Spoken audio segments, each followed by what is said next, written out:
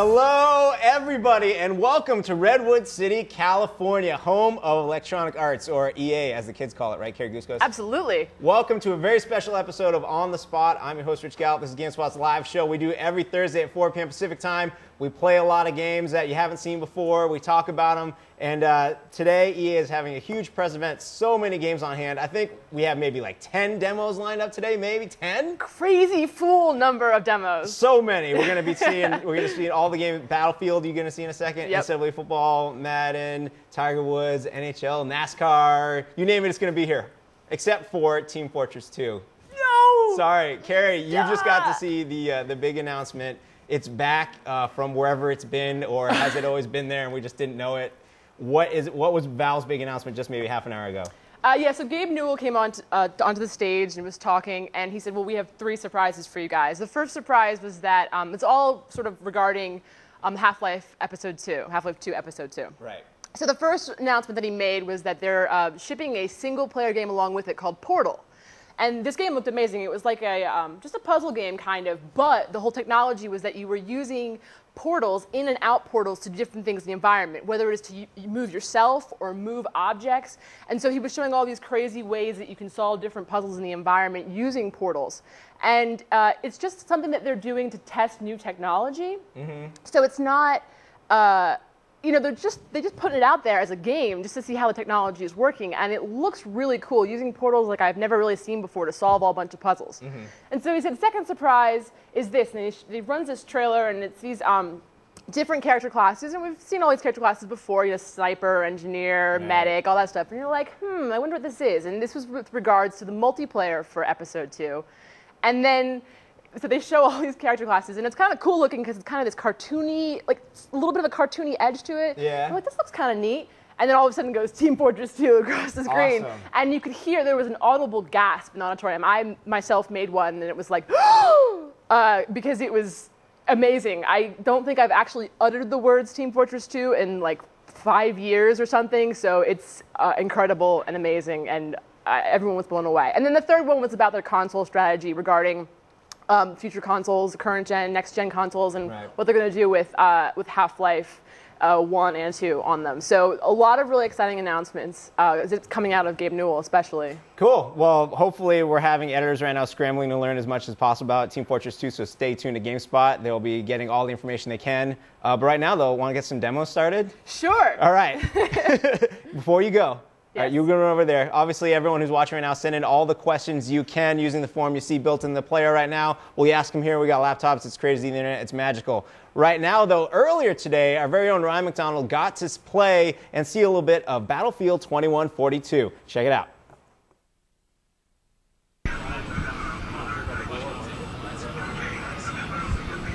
Ryan McDonald over here in the Battlefield 2142 area. Standing by with me is senior producer on the game, Marcus Nielsen. How you doing, Marcus? I'm all right. Good to see you again. It's good to see you. We've seen the game a few times before. We saw you at E3. This is the first time we've seen all kinds of people playing the game and having a big fun time. Tell us what we're seeing today and where you guys have come since the last time we saw the game. You know, the game's come a long way. I mean, you saw it at E3. That was, pre-alpha. What you're seeing here today is pretty much alpha quality of the game. We're coming out this fall, so it's good for us to have reached alpha. The game's playing brilliantly, and I think it's interesting to see all these people, flooding in. EA showing a lot of products today, and we have a lot of people running up to 2142 to play Titan mode, which is one of the key things in this new game. Let's go ahead and take a look at some of the games that you guys are playing over here. Yeah. What are we seeing? So what you're seeing here is this guy is in the Pan-Asian Coalition hover tank. That's one of the differences, that they have technology which they can hover and the EU does not. And what you're seeing is basically this squad here now is trying to take over this missile silo. The missile silos in the game are needed to basically take down the shield around the Titan so you can assault the Titan. So it's basically, divided into a few different parts. Ground battle and then Titan battle. Now, for the folks at home that don't know, what is the whole Titan mode about? So Titan mode is really in the future. We have the aircraft carriers of the future. Basically, each army has one. The simple goal of the game mode is to take the other Titan out. You know, but there's so much depth between just taking it out and defending your own. You need to, as I said, you need to attack the other one. You need to defend your own and keep a balance within your team to do all of the tasks that you need to win the game. So. It's very easy to understand, but you know, to pull it off, you need to be creative. Let's go ahead and walk down the line, and I have you tell us some more about this stuff. But this looks like some anti-aircraft action happening here. Yeah, exactly. So this guy is really keying into one of the aircraft carriers up here. You can see the Titan, you can see missiles firing, you can see all that action that you know pretty much only see in Battlefield games. Going out. We got 32 people on this server right now. This guy is watching, or is basically kind of guarding one of the missile silos, still shooting down air vehicles as they're flying by. Now, earlier we were talking, and you said one of the keys to actually having a good, successful squad was having it balanced between, you know, the actual members itself. So you have a good assault guy, you got a medic.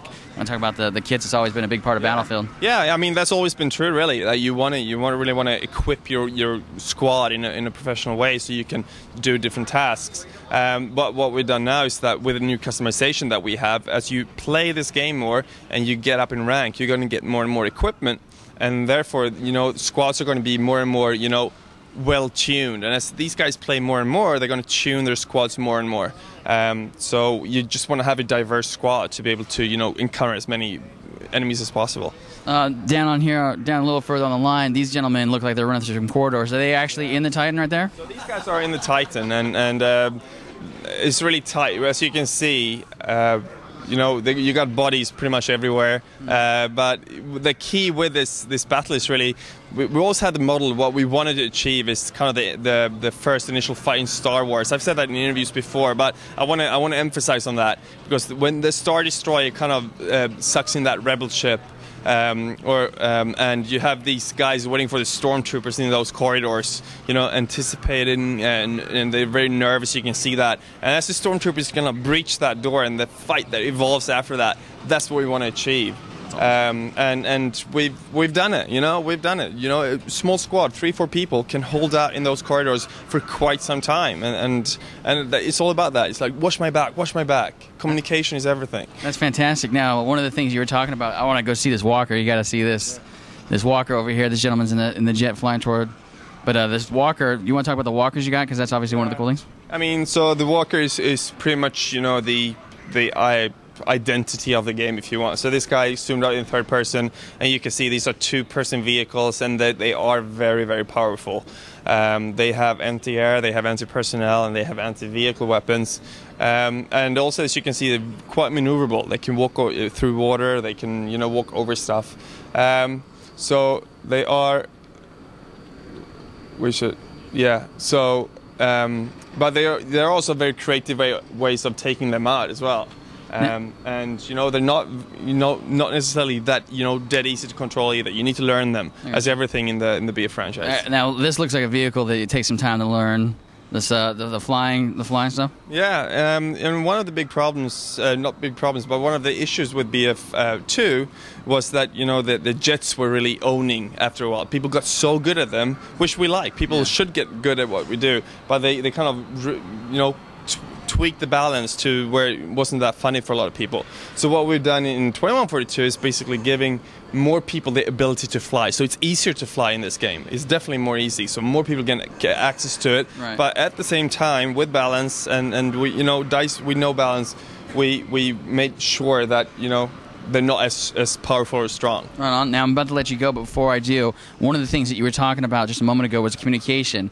One of the new things you're showing, I guess, is the HUD and how that works. So if you see somebody, you were telling me earlier, it actually appears on your teammate screen? Yeah, the networkable HUD is really, you know, we haven't really shown that to people before, but what it does do is that if you're my squad leader, or if I'm in your squad really, and I see someone behind the building, I have visuals of him, it's gonna show up on your HUD. Awesome. So it's gonna basically give you a more awareness of where you are in the world and where the battles are you know, coming along. That's awesome. All right, I'm gonna let you get out of here. Cool. Thank you, appreciate it. To you again. Absolutely, we're gonna throw it back to the set and take it away.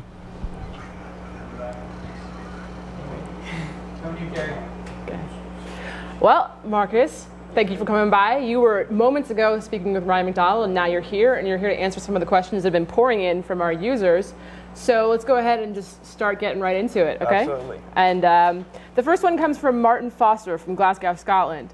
Wants to know, are you changing any of the online features or adding new ones? So let's use this as an opportunity to talk about the changes you're making from Battlefield 2.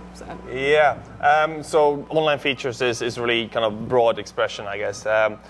What we're adding a brand new game mode to the game. But when talking about online features, maybe we want to move into how we make it more accessible to people. How it's easier in this game to get into the game.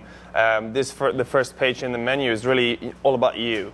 The awards you have, the rank you have, the favorite service you add, a friends list where you add your buddies and you can join the buddy servers just by clicking their names. So that is much more accessible and taking kind of online gaming for Battlefield to a new level. Fantastic. Frederico Jesus from Oporto, Portugal wants to know, in Battlefield 2142, how many types of multiplayer? What are the modes like? Can you talk about that? Absolutely. I mean, Battlefield has always been known for conquest, and we've done a really big thing already. Telling people about Titan mode, and Titan mode is what I do believe is going to be the predominantly played game mode for 2142. We've played it for so long in the office right now, and we're having a blast. It's just so much fun to play it because it adds another level to how you played Battlefield before. So now, in that interview, you were talking about the different aspects of Titan mode, especially these Titans that you're kind of going after. Can you talk about how that impacts the strategy of the game? So the strategy of the game is really, as always, it's a sandbox. We give people, a sandbox, and we put all these toys in, and you play with them as you want. You do whatever you want at any given point.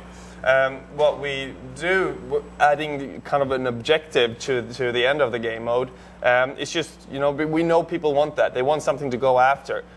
You still have the option not to do it, but, if you do go for the Titan, you play as a squad and a team, you'll be more efficient. Great. Alex Wexler from Atlanta, Georgia wants to know, how expansive are the environments, and are they larger than the maps in Battlefield 2?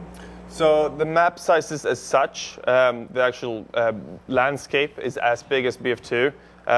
We learn constantly though, so we're trying to make more use of it. Mm-hmm. If you played BF2, you know that we didn't always use all the landscape that was there. Sure. We're trying to do a much better job there.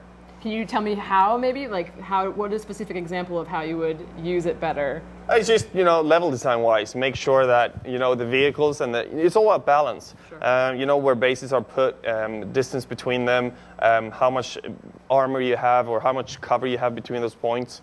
Trying to take, larger distances is a matter of level design. Very interesting. Now, we have another question from Dmitry Myaskinov from the Summit. Is there going to be some sort of single-player campaign? Can you talk about that? There's not going to be a single-player campaign, no. It's going to be the same, bot-based version that we had in BF2. Okay. However, it's going to be an improved bot-based, experience than from BF2 because we've had more time work on the AI and just making them react better. Also, we're adding a whole new vehicle. The Battle Walker needs to, learn how to be a Battle Walker in the game. So single player is fun. Absolutely, it's fun. Very cool. So now that you've mentioned the Walker, you spoke briefly about the Walker. Can you tell me, for example, you didn't mention maybe one of the ways that you can take the Walker down? So the Walker has weak spots. Okay. So the initial time you go in, you're well equipped, and you're just going to be eaten by this monster of a vehicle. However, as you learn, you talk to people, you're going to learn that it has weak spots. If you work as a team and you move closer to it, and if someone in your squad distracts you, you can get close. You can take it out quite rapidly. Very cool. James Hidalgo from Hamilton wants to know, what's the max for players online? How many people?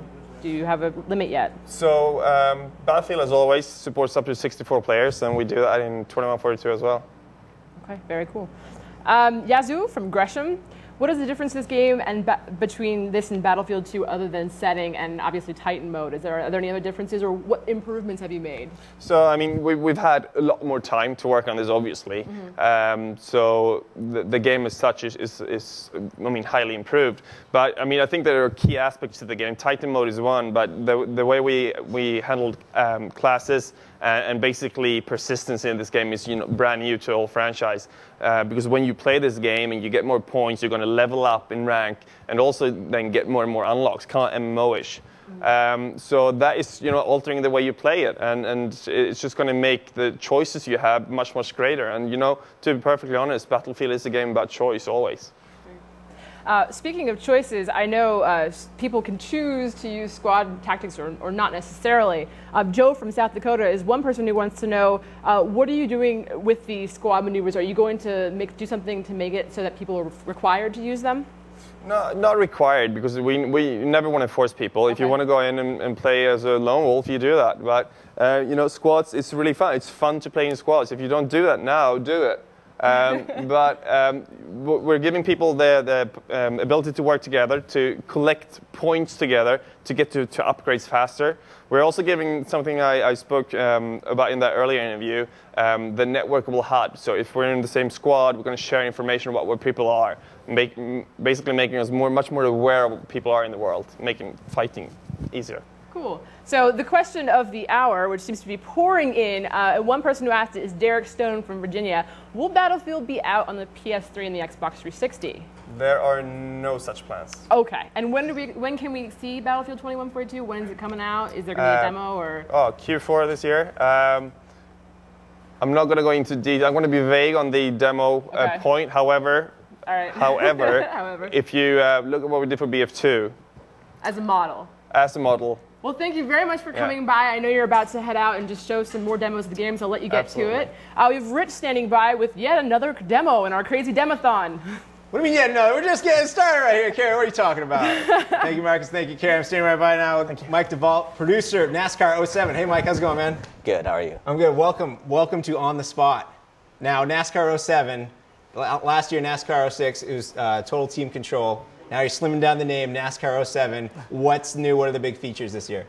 There's a lot of new features. Actually, one of the main things that we want to do this year right out of the box was bring the strategy of NASCAR to the forefront. So right away when you first play the game, you'll notice that you'll have to not only use strategy within the racing portion of the game, but within pit stops, within tire management and fuel management. And you're reflecting that with these new driver rankings, correct?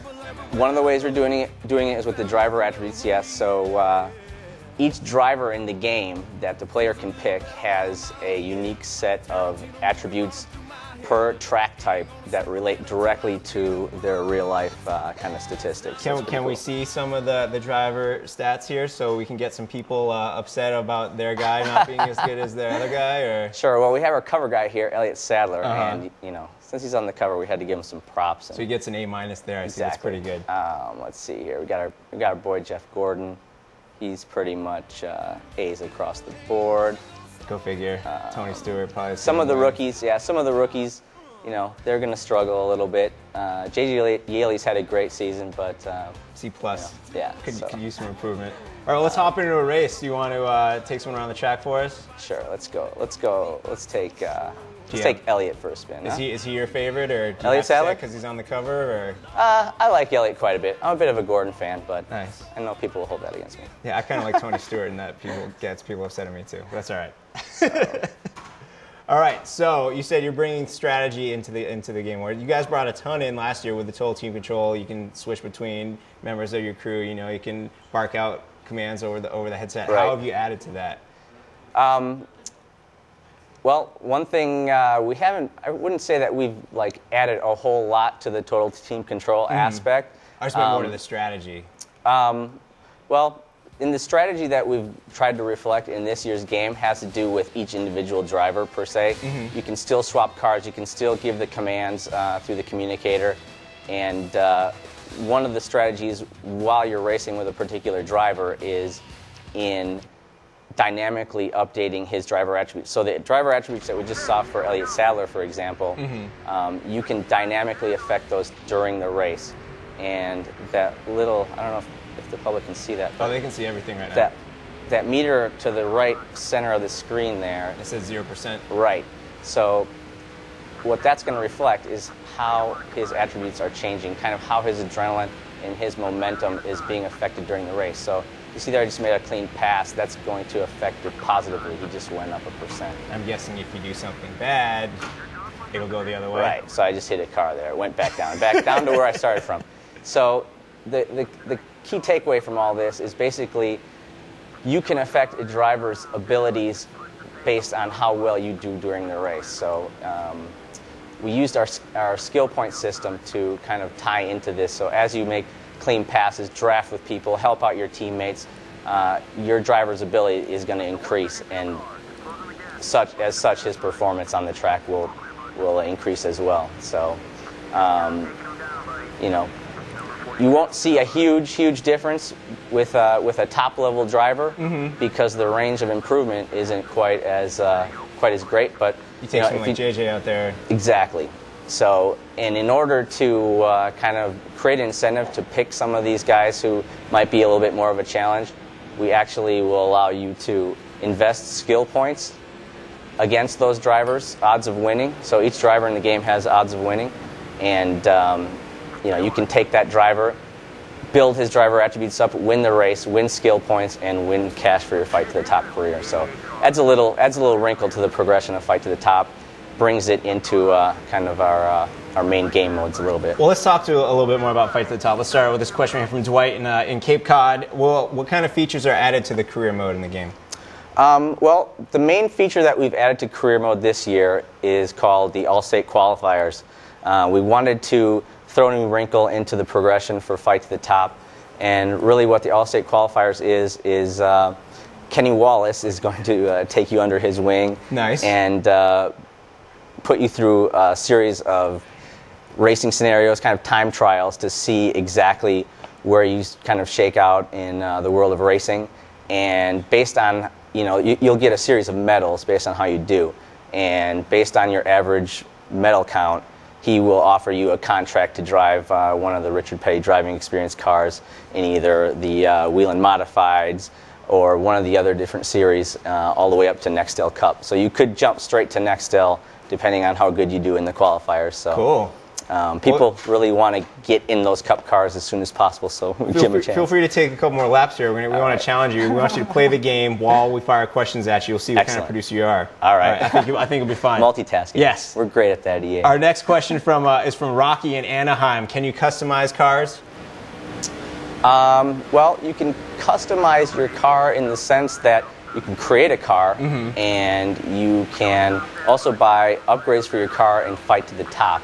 So, within the body styles of NASCAR, you can create a car, put different sponsors on it, create a paint scheme, create colors like that, and basically you can't start stretching car parts out. Right. We do have some restrictions with NASCAR, so but you can change a bunch of different colors, different car schemes, different sponsors, numbers, all that fun stuff. I think this next question is from Art in Chicago. He speaks to more of the casual NASCAR crowd. One thing I like about NASCAR is crashes. How are the car crashes in this game?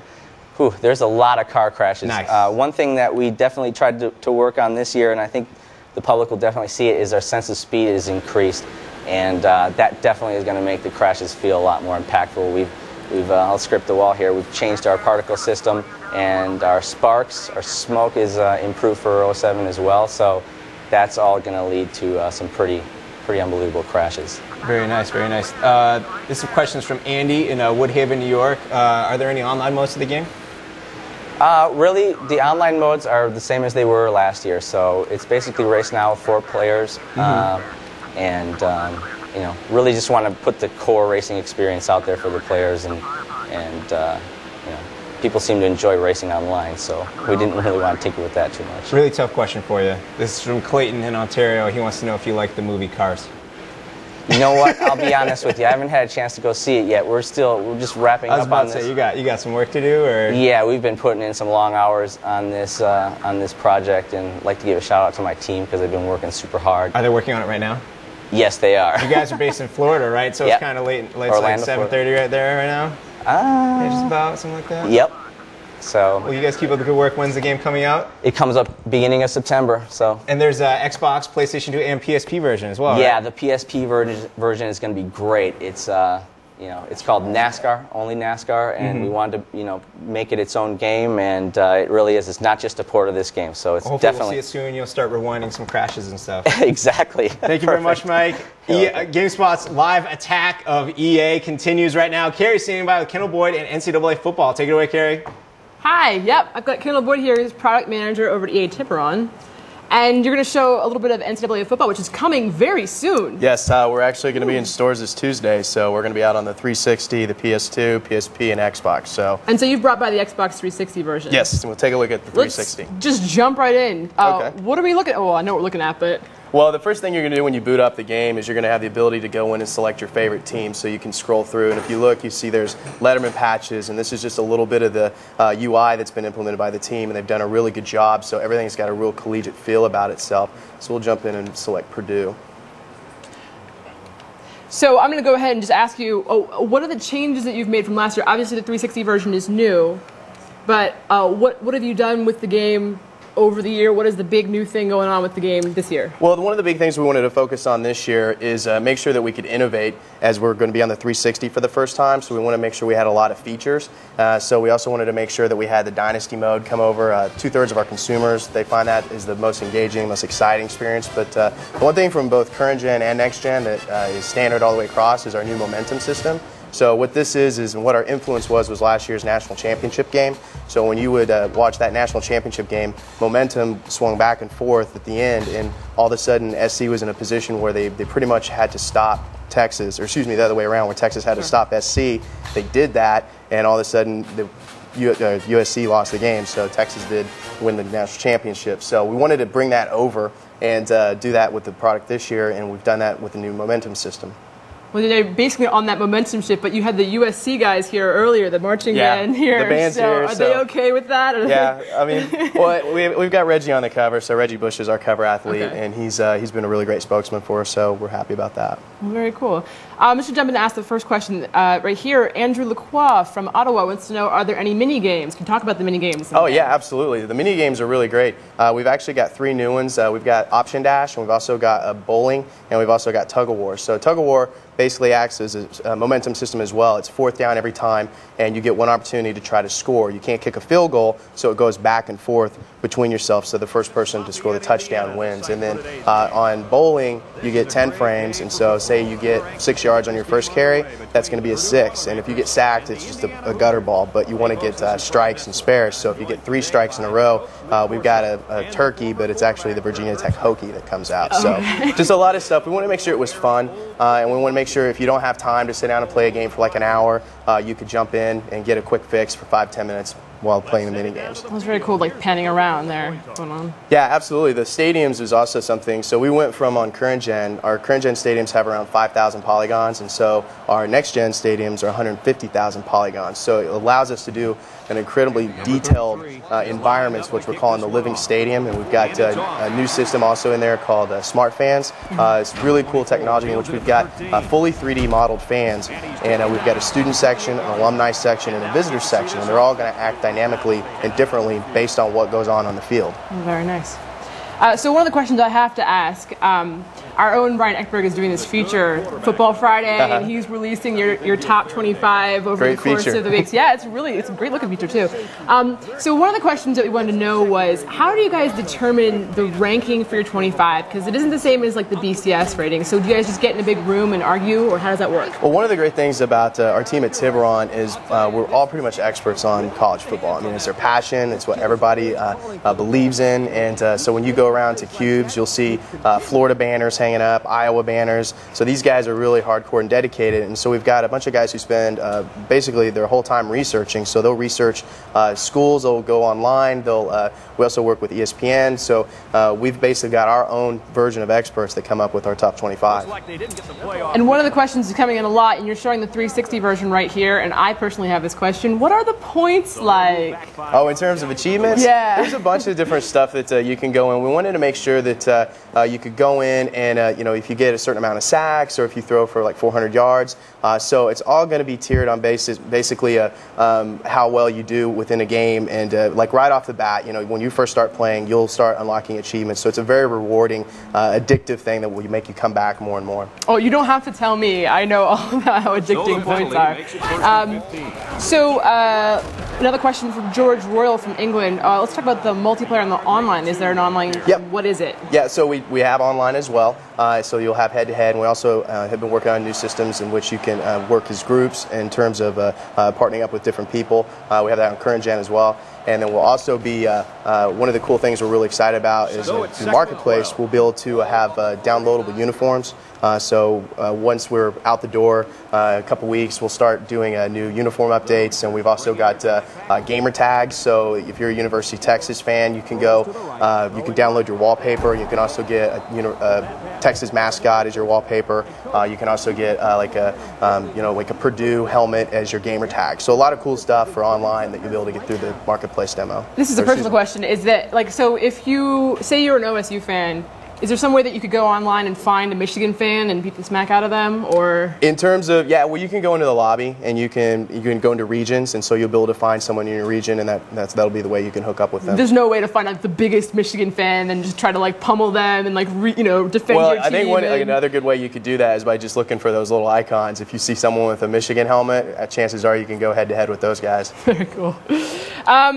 So let's talk about Campus Legend mode. What systems is that available on? Can you talk about it? Or? Yeah, that's on PlayStation 2 and Xbox. Actually, Campus Legend is like a RPG type. It's a single-player mode in which the user is trying to become the most popular person in school history. So you'll take consideration are you an academic All-American, and that's based on the fact that you got to maintain GPA, and you'll be able to take tests that will range from anything that's hard like chemistry, or you could even go in. We've had a lot of fun with ESPN, so you can have ESPN history. So what's Stuart Scott's, where's his alma mater, stuff like that. So if you maintain your GPA, you do well. You want to also balance out going to practice, working on your attributes, and then at the end, you find out if you were one of the most prestigious guys in school history, and then move on to Madden. How hard are those questions, those chemistry questions? They're pretty hard. Yeah, really? So it's a real risk for someone to pick. It's a fun thing though. So one of the cool things is you can actually work with a tutor, and so you can get sample test questions, and so you can do things that are really easy, and then there's moderate questions, and then there's difficult questions. Okay, very cool. And so I guess the better questions are going to do a lot more for you. Yeah, they're actually going to improve your attributes.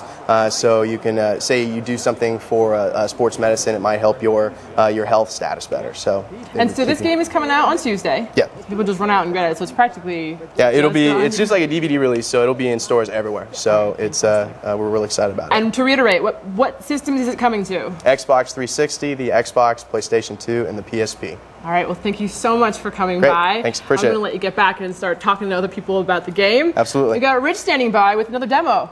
Let's see what it is. Thank you, Carrie. I'm standing by right now with actually Dean Richards, producer of NHL 07. Dean and I actually, while you guys were playing your football there, we were just watching an interview I shot of him back in 2003.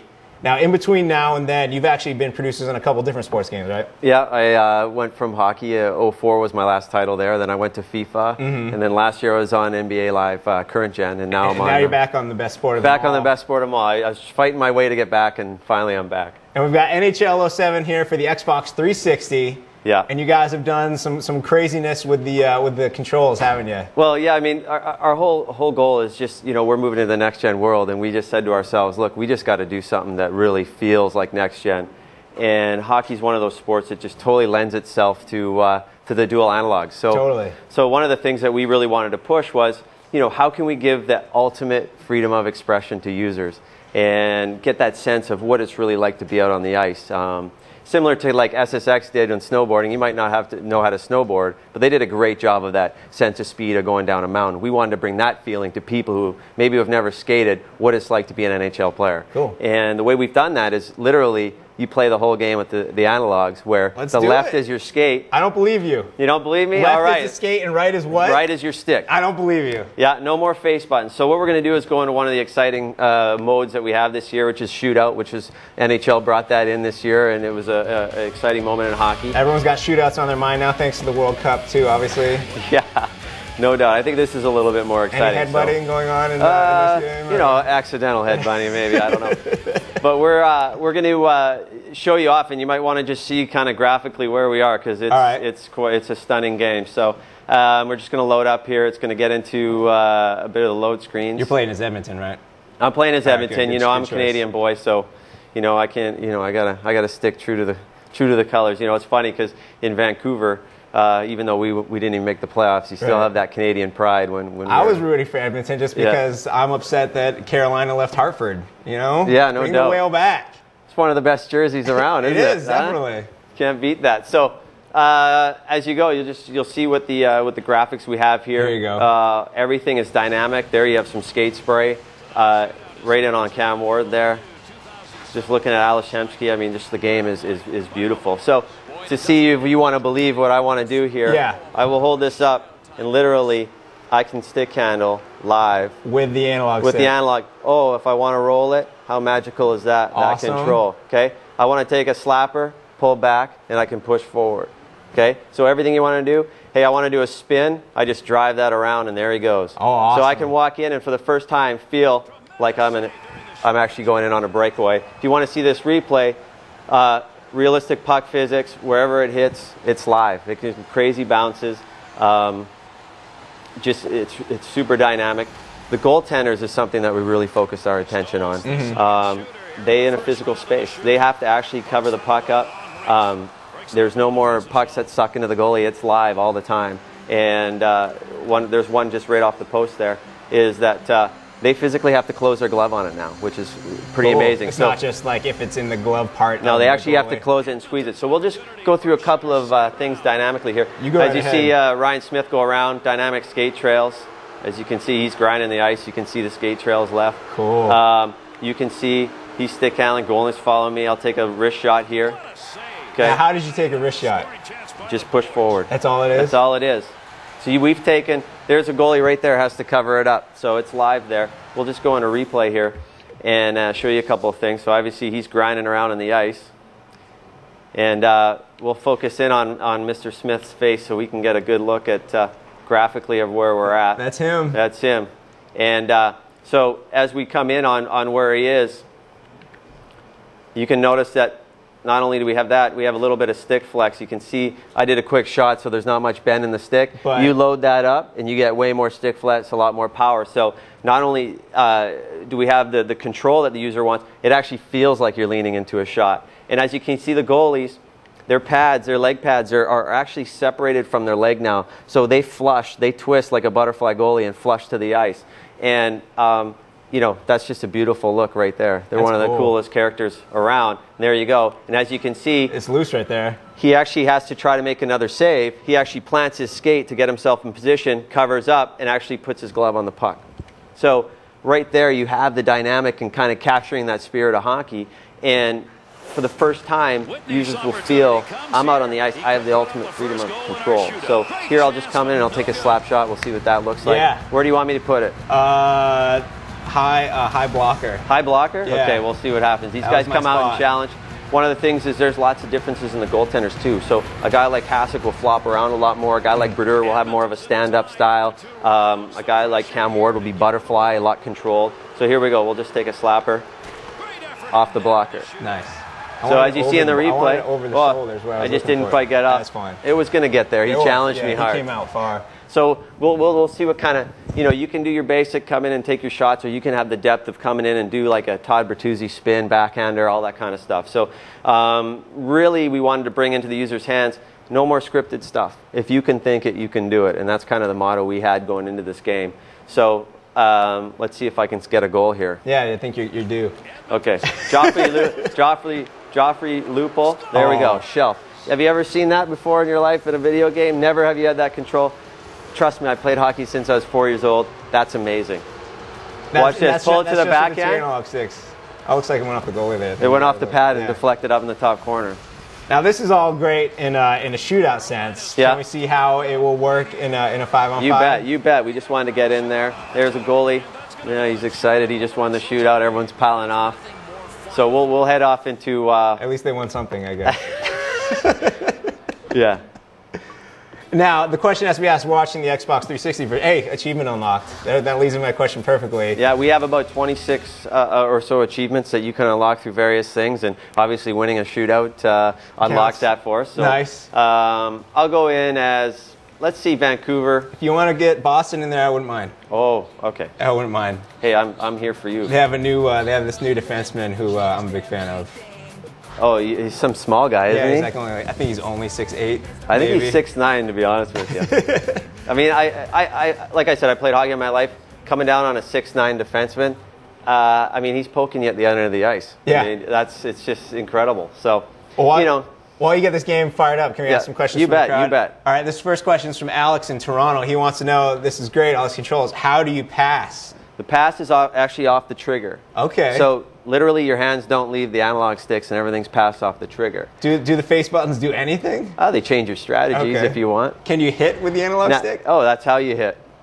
Awesome. So literally nothing comes off here. Now I will say, for all the hardcore guys that have been playing for 10 years, we do offer the classic control, so you can go in and change and go to the buttons, but you won't have the kind of controllability you have with the dual analog. So I think we'll hopefully change your mind that you'll want to play this way. Now you mentioned the classics. Yep. Last year's game, you guys were awesome. You slipped in NHL 94 in the PlayStation 2 version. Yeah, well, obviously that's PlayStation. This is the Xbox 360. Right, but I'm saying in the other versions of this game, are we going to be able to see something like that again? Or? Well, honestly, I kind of know that the studio in Montreal is actually doing the game in all the current gen versions. So those guys would be better to answer for me because we're in Canada here. We're only for the 360. So, there's a nice hit there. And as you can see, the puck is quite loose because, and there you go, the goalie has to actually reach over and pick that up. You can see that the puck feels a lot more free. Mm-hmm. So when you actually deke somebody, you actually have to go right and left, right, pull moves off because. And that way you get the sense of, I actually just did that. It's not a can deke. And during any time of those, you can get hit. And during any time of those, you can get hit and the puck's just loose. So you'll see a lot of the pucks be loose. So when we're watching the game here, sports editor Brian Ekberg, he wanted me to mention that he's a big fan of you guys. Had a lot of icons on the screen last year. Yeah. And those have been cleaned up. Yeah, well, like I said, right at the start of the year, we wanted to be as authentic as possible. And we wanted the feel and control that you will, I'll just pause it here for a second, where you actually get a feel that Martin St. Louis driving up the ice, and you can actually visually see it. We have all authentic equipment, so if your tongue is outside of your socks, it's outside of your socks. Nice. If you have the right, your pant, like Jagger holds it up, rises his pants up a little bit, we have that. Thin shin pads. You visually can see people out on the ice of who they look like, and we wanted to have an organic feel. So we actually, remove the button that actually speed bursts. It's actually driven by analogs. So if I hold up, you'll see a guy pick up speed, and he'll go one-handed. So if you're in a straight line, the faster guys will get up into their top speeds faster than everyone else. Nice little burst there from Treese. Yeah. So there's one off the skate in the air. As you notice right here, we'll just go on a replay quickly. So this puck is live. Went off his skate real hard. Actually off his stick as he brought it up. Oh, nice. So there's a live puck in the air, lands. I pick it up. Watch the goalie's movement here. He's actually beat. In the past, he'd magically slide over. Right. He actually has to stretch and kick out to try to make that save, and I just missed the net. How do you guys go through and figure all of that out? What's the process involved in that? You're just like, I would really like this to be done to a game, and then... I think as a producer, I close my eyes and hope for the best. You put it on a piece of paper. And hopefully it works out. So, we have a crack team, so there's... Oh, nice shot. So that felt great. I just leaned into that shot. So I'm sorry, I got excited over my... So, I mean, we have guys that, we have guys like, we have a couple of guys that have played at the college level and people have played pro hockey and stuff. So we have a lot of knowledgeable guys on the team. So being in Canada too, as you see him just lean into that shot. See how the stick bends a lot more right there? Like, that's just beautiful. And that's driven dynamically, and right there, right off the crossbar, beat the goalie high. So that could have bounced off and in, whatever. But we have, and being a Canadian company, we have a lot of passionate people. It's like pretty diehards, that are that make this game, and it's actually a lot of fun to be a part of. A lot of creative people are involved. So here's a breakaway, pull, backhand. Couldn't stuff it in. He poke checked me. Now, there have obviously been a lot of changes in hockey with the new rules this last season. Yeah. And it seems like it took some teams a little while to figure out how to take advantage of those. Did you guys find yourselves thinking the same way? Well, actually, last year they got a lot of those rule changes in. We found, we really approached this, like I said, right at the start, to be as authentic as possible. Mm-hmm. And the challenges are being on a 360 and just what we could never do on the current consoles to be able to do now. So one of the things that is cool too is we have a thing called vision control, mm-hmm. Where you hold down the left analog, as you can see, or the left trigger, sorry, and I can always be facing forward. So cool. So if I pass it off here, do some clock drills. So it'll happen right there. See, I'm always facing forward. Cool. So you have the ability, on a power play to strafe the blue line and do what you want to do there. There's a ton to this game, Dean. I mean, we only have 5 minutes. I will say this, yeah. That in Dynasty, this isn't your classic game that doesn't have the depth. We have all new features. We have all the collective bargaining agreements. We have two-way contracts. We have waivers. We have all the goodness that the real authentic hockey has. And we've added a thing for player progression where it's called player leveling. And you want to keep your veterans happy, so what do they want? They want confidence. Right. Have to keep their confidence high. If their confidence isn't high, they'll want to ask for a trade. They want to be traded to right? Colorado. So and your rookies, you want to keep their experience up. And the only way you do that is actually how they perform on the ice, which is really, so right from top to bottom, we want to be as authentic as possible. When's this game coming out? In September 12th is our ship. You're going to have to come by on the spot again before then. So maybe I'll swing by in a couple hours because there's just too much to show. You're sure? Once we're done the show, we'll leave the 360 right here? And you guys can tape as much as you want. We're super proud of this. We're really excited. I think this is the next generation of hockey. Well, thank you very much, Dean. No problem. Thanks, Rich. GameSpot's live coverage of EA's press event here this summer continues right now. Earlier this week, actually, Ryan McDonald got to run around and get a tour of this immense facility. Check it out.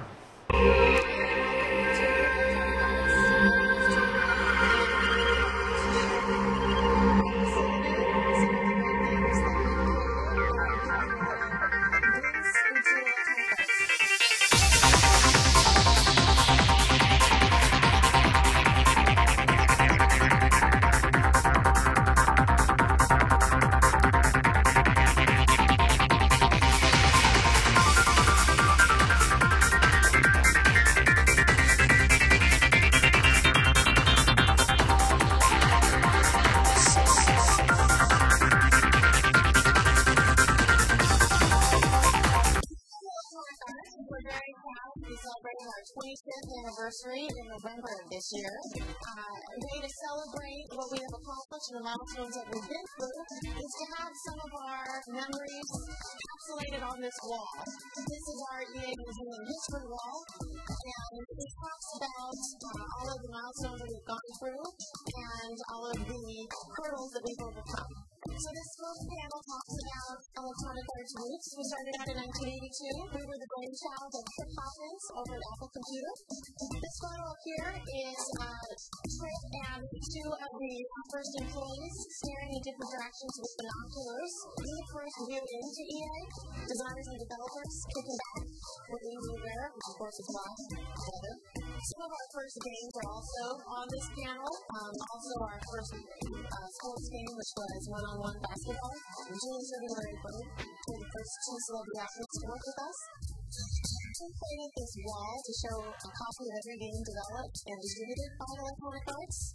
We've averaged approximately 15 to 25 games per year, times 3 to 8, depending on the console or the platform the game is supported by, and then multiplied by the number of languages that each game is in. For example, The Sims 2 is written in 20 languages. So you can see that 15 to 25 very quickly becomes hundreds.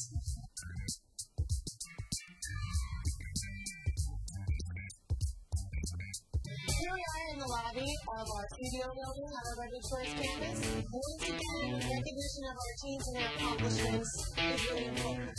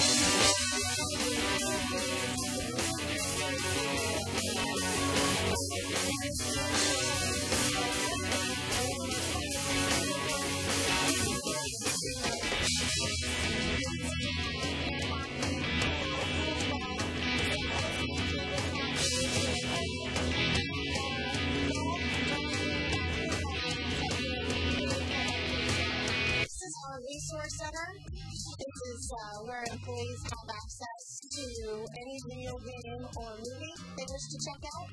There's over 14,000 pieces of media here in our resource center. The idea being to provide employees access to what all of our competitors are doing, and also to provide something fun to do during our weekend.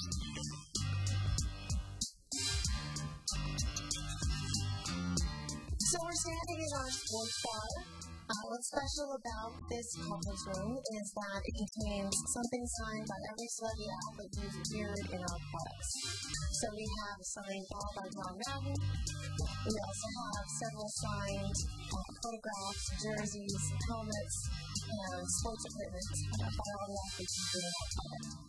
Sorry I can't take you upstairs where we make the games, but you'll get a glimpse of all the games coming out at the Electronic Arts Studio Showcase. And hopefully get to see some trailers and some demos. I've had a great time. Again, I'm Julie Lynn of Electronic Arts. So,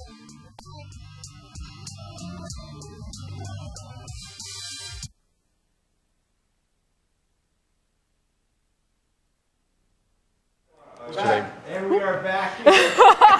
This is a live program, everyone. We got a lot of stuff going on. We just got an email where someone said this isn't a live show, but it is. And right now, standing by is Carrie Guskos with a demonstration of NFL Street 3. Carrie? What do you mean it's not live? It's totally live! This couldn't be more live. And live with me right here is Nick Lang. He's a producer on NFL Street 3, which was announced like yesterday? It was just brand announced? New. Oh, brand new. So you've actually got a build of the PS2 version. Yep. Let's just jump right in. Let's see what's going on. So NFL Street, there's been 1, there's been 2, this is 3. Yep. And 2 came out a little while ago. So what have you done to improve the game in the year and a half since or so? Well, you know what we're working on right now is really the getting back to the arcade roots. We want the controllability, the reactive play, something that you wouldn't have in a sim like Madden or NCAA. We want to focus on big hits, high energy, lots of action. I'm gonna smash fools in the face. Yes. Okay. We have added plenty of new tackles.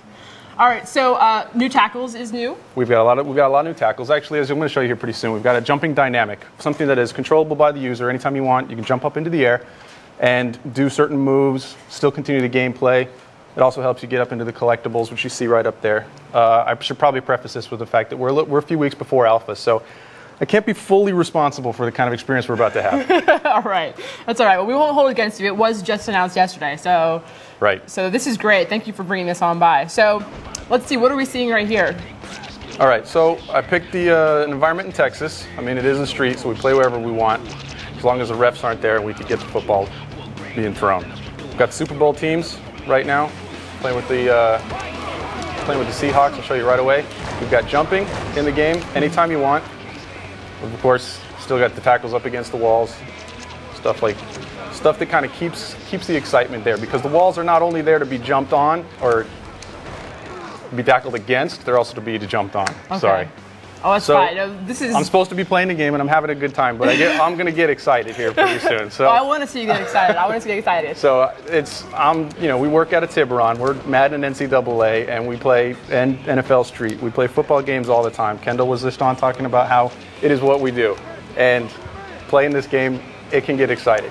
It can get exciting. A lot of it has to do with a lot of that stuff, a lot of the special aerial moves, which you can pull off. You increase your style points to do what I think you're going to ask me here pretty soon, the game breakers. Yes, right? You preempted my question.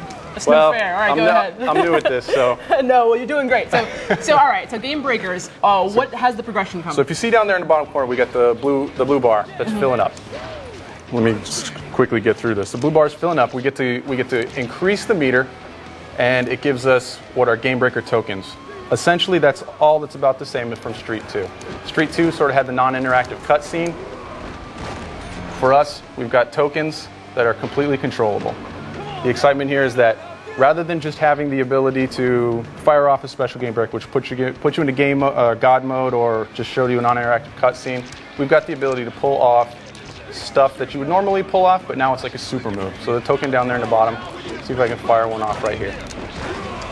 Let's see if I can wait. So this is one level of game breaker instead Right. of having 2, but the game breaker is completely different. Right. If you want to think about it as we've got simple moves that happen throughout the game. You've got your stiff arm and your juke and your spin.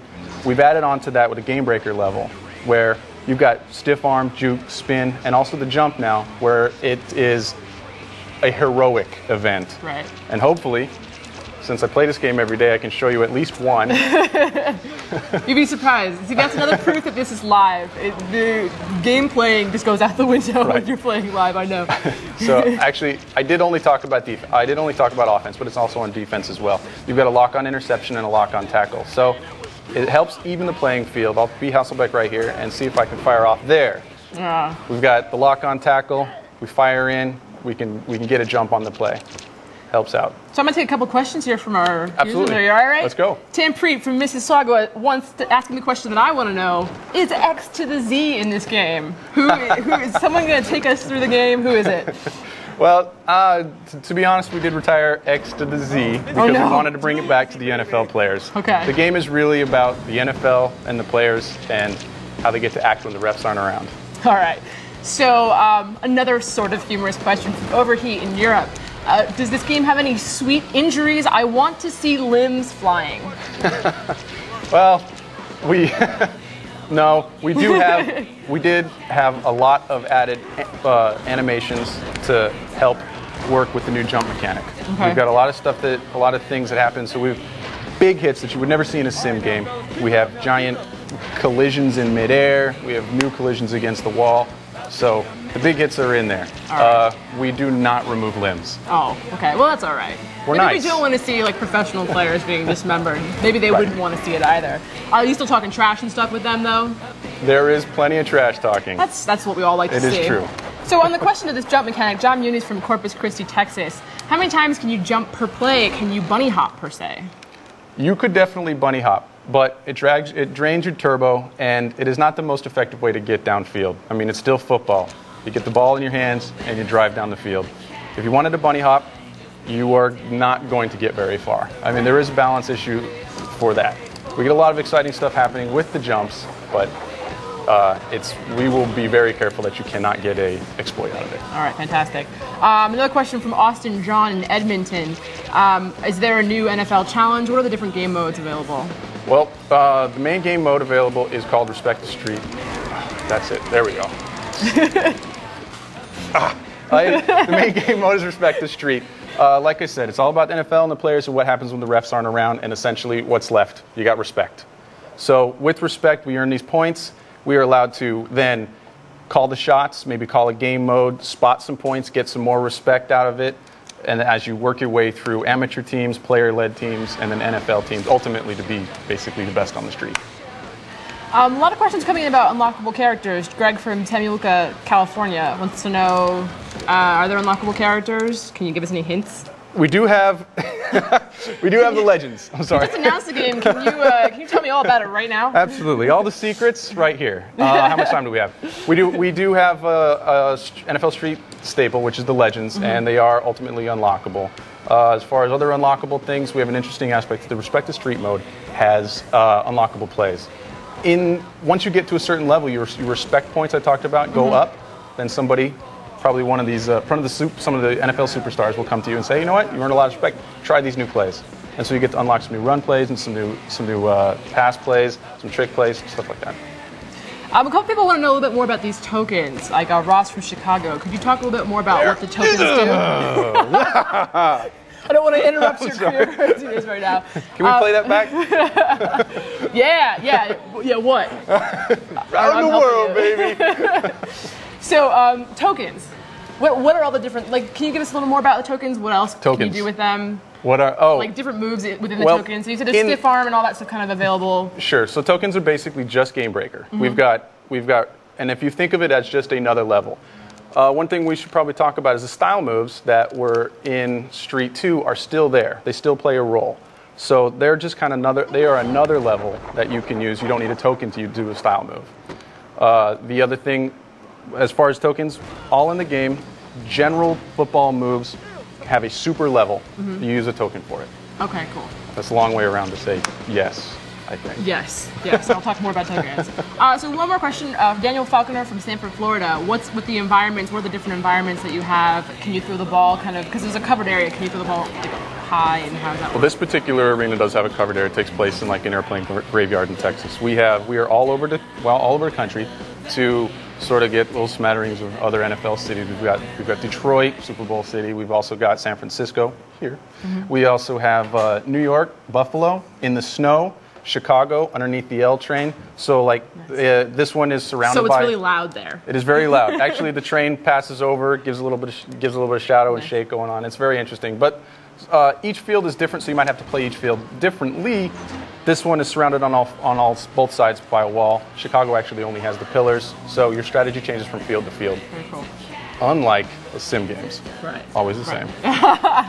All right, so this is coming to the PS2 and the PSP. PS2 and PSP. Any other announcements or any other plans or nothing? Hey, do you want me to give away secrets? Sorry. I know you just announced the game. I appreciate you coming by and bringing the game. Yes, I want more. But you can bring this by on the spot sometime. Hopefully, we'll try to drag you back to the show when we're back in our normal studio and things aren't so crazy. Oh no, the crazy stuff makes me exciting. You really? Oh, okay. Well, so we'll let you get otherwise, back. this would be really boring, and I would be playing the game and ignoring you. Well, that's no good. So I'll let you head back into the masses over there, the throngs, and show off your demos. Thank you so much for bringing the game on by. I think we have Rich over with another demo.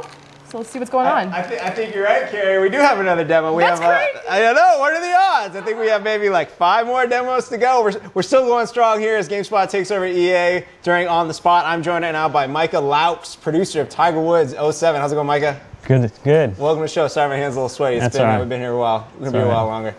So Tiger Woods, if there's any game that'll look pretty on an Xbox 360, it's a golf game. This is it. Let's see it. All right. So basically, what we're going to look at here is Firestone 16. This is Tiger 360. I'll just load up the whole. One of the main things, while the hole's loading, one of the main things we did this year is boost our content. So last year we shipped with 6 courses. Right. This year we're shipping with double. 12. So we have 12. Nice. The 6 are coming back from last year. We're adding 6 more. These are key licenses from Bandon Dunes, which is probably, the epitome of resort golf, all the way up to St. Andrews, which is the epitome of, all that is golf. That's the home of golf right there, right? So. We have 25 total characters, 15 of them licensed. Notable ad on the licensed character front is Annika. Yep. So we have got that in all caps right there. We got Annika in the game this year, which is great. She's going to take on the boys, Nice. So looking at the game here, the other key thing is crowds. Obviously, you'll notice. There's a lot of people there. There are a lot of people here. Yeah. You may have noticed, or you may know that we had crowds last year. This time we're just blowing it out. So basically we have 3 times the number of crowds going on. And the other big thing is Tiger. We have gone out and basically created the best looking character in a video game. It looks just like him. It is. It is him. Tiger is in our television. It is him. Yeah. No, that is him. It's a technology that was developed up in our studios up in Canada. UCAP. Universal Capture Technology. Nice. So what we're looking at is just the culmination. I mean, this is cutting edge stuff right here. Well, as Kevin Costner would say, let the big dog eat. All right, so I'm going to bomb one down the fairway here, and let's see what Tiger thinks about it. So, back to the crowds. Crowds are head tracking. Got picture-in-picture going, nice. Little broadcast style. And let's take a look at Tiger's reaction so we can get a good look at his face. Humble as always. Yeah, really. So, one of the big things with with any video game where you're trying, where your cover athlete is so well known, right? For instance, Tiger has the $1 Million Smile, and getting that $1 Million Smile into the video game was always it was just difficult. Now, Tiger Woods was the first game, I think, that had the game face technology, right? A couple years ago. Right. And so can everyone have the Tiger Woods $1 Million Smile now, or just he get it? Right now, it's just Tiger. Okay, that's fine. It's fair enough. Well, I mean, it's his smile. He is on the cover. Yeah. So, so the other big thing on crowds we have is they head track, as you can see there. You can see that right there in the background. And they also follow the action in mass. So while he's sort of waving to the crowd. Stay up. It's not going in the water. You can see them start taking off. They want to get the good spot near the green. They're running up to the green right now to get to pack the green for your next shot. Now, in your creative career or creative character, I'm sorry, do you get the tiger-sized crowd automatically? I'm guessing no. Yes. Oh, you do? Yes, you do. Awesome. So you make your guy. Everyone. Well, maybe you're not going to get the big crowds right off the bat, but no, before long. It won't just be like your mom watching. It won't be your mom. Okay. No. I mean, your mom may be out there. You could probably pick her But she'll out. have friends. She will. All right, good. A few buddies. All right, now also you guys have changed the swing a little bit this year, right? So yeah, this is a big gameplay element right here. So what we're looking at is what we're calling true aiming. It's represented by a circle. This circle changes in size depending on what club you're using. Okay. So something we've never had before in golf or in our game is the difference between hitting a 2-iron and hitting a pitching wedge. Anyone who plays golf knows that hitting a pitching wedge, you can be a lot more accurate with a pitching wedge than you can a 2-iron. Most people don't even carry 2-irons in their bags for that very reason. They're hard. Right. So we basically reflected that in the aiming circle. So right now I have a pitching wedge. You can see my circle. And you're Tiger Woods. And I'm Tiger Woods. Which doesn't hurt. No, it doesn't. So that's the other key element of this true aiming. Anyone familiar with our career mode? Basically, you create your game face character, and you start out rather underpowered. Right. Not necessarily ready to take on Tiger right out of the box. So you got to go prove yourself. So your circle is going to be a lot larger than Tiger's circle. It'll be in the fairway, maybe, hopefully. Depending on the course. Depending on the course. Well, let's see how Tiger does right here. David, this one is. Can you believe that? It's a pretty shot. Thank you. Did you play the game before? Just a little bit. Now that you're only 9 feet out, have you changed anything with the putting this year as well? The putting is basically we just kind of honed in on what we had last year. Last year we kind of switched it up. We're letting the feature kind of settle in a little bit. I think it's probably the best putting mechanic I've ever played with. Obviously, I'm biased, but you really get the sense of reading the green, which is basically what putting's all about, and putting the right stroke on the ball. So you can make fine-tuned adjustments to your power based on how far you take the club back, and then you have the grid there to sort of help you read the green a little bit. This is for Paul. Looks like you could use a little more time to read the green there. Wow. You're answering questions. I just wanted you to see Tiger's reaction. That's good. How is now I want to see yes, that's what I was looking for. I was actually going to ask you to do. You hadn't seen a negative reaction. Yeah, that's what yet. I wanted. I want to see will Tiger get upset? Will he? I'm just filling out the whole animation cycle. Are you ready for some questions from our crowd? Go ahead. All right, cool. Our first question is from Keir in Vancouver. He wants to know a little bit more about the people watching the game here. If you hit a ball into the gallery, will they react accordingly? Yes, they will. We've done a couple things. Last year, people may have been surprised that when they hit an errant shot and it collided with the spectator, that they actually reacted as opposed to having the ball pass right through them. Honestly, that provided hours of entertainment on the development team. Nice. But this year, they will react accordingly depending on where you hit them. So if you hit them in the leg, they're going to hold their leg, hop up and down. Groin shot, head shot. Can you get the Happy Gilmore style where the ball ends up on the giant guy's foot and you have to shoot it off his foot, play it where it lies? No. That's two thus far, shooter. Although I'll make a note of that one. All right, cool. Here's a question from Derek. The Tiger Woods series, although it's known for both its professional golfers you find, there's also you guys work in some pretty good characters. What kind of fictional people are going to be in this game? He wants Happy Gilmore, but I'm just going to make the question a little more broad than that. He wants Happy Gilmore. Yeah. All right. Well, we have, anyone familiar with our franchise knows that we're not afraid to, go out on a limb and create some pretty outlandish characters. That Scottish guy can bomb. The Scottish guy, yes. He can hit the ball far. Yes, he can. Big hitter. Actually, we have a very similar character this year named Alexi. He's a weightlifter. Nice. He yells out blood-curdling screams every time he hits the ball. Awesome. He's not a very good putter, but he hits the ball a long way. Who needs the putt? That's what scrambles are for. No, to answer the question, we have a number of outlandish characters. Cool. This next question is from Samantha, also in British Columbia. She wants to know, are there any mini games in Tiger Woods? There are a number of mini games. We have what we're calling the practice facility this year. So we're, the character progression, how you get better, is taking a little bit of a different turn.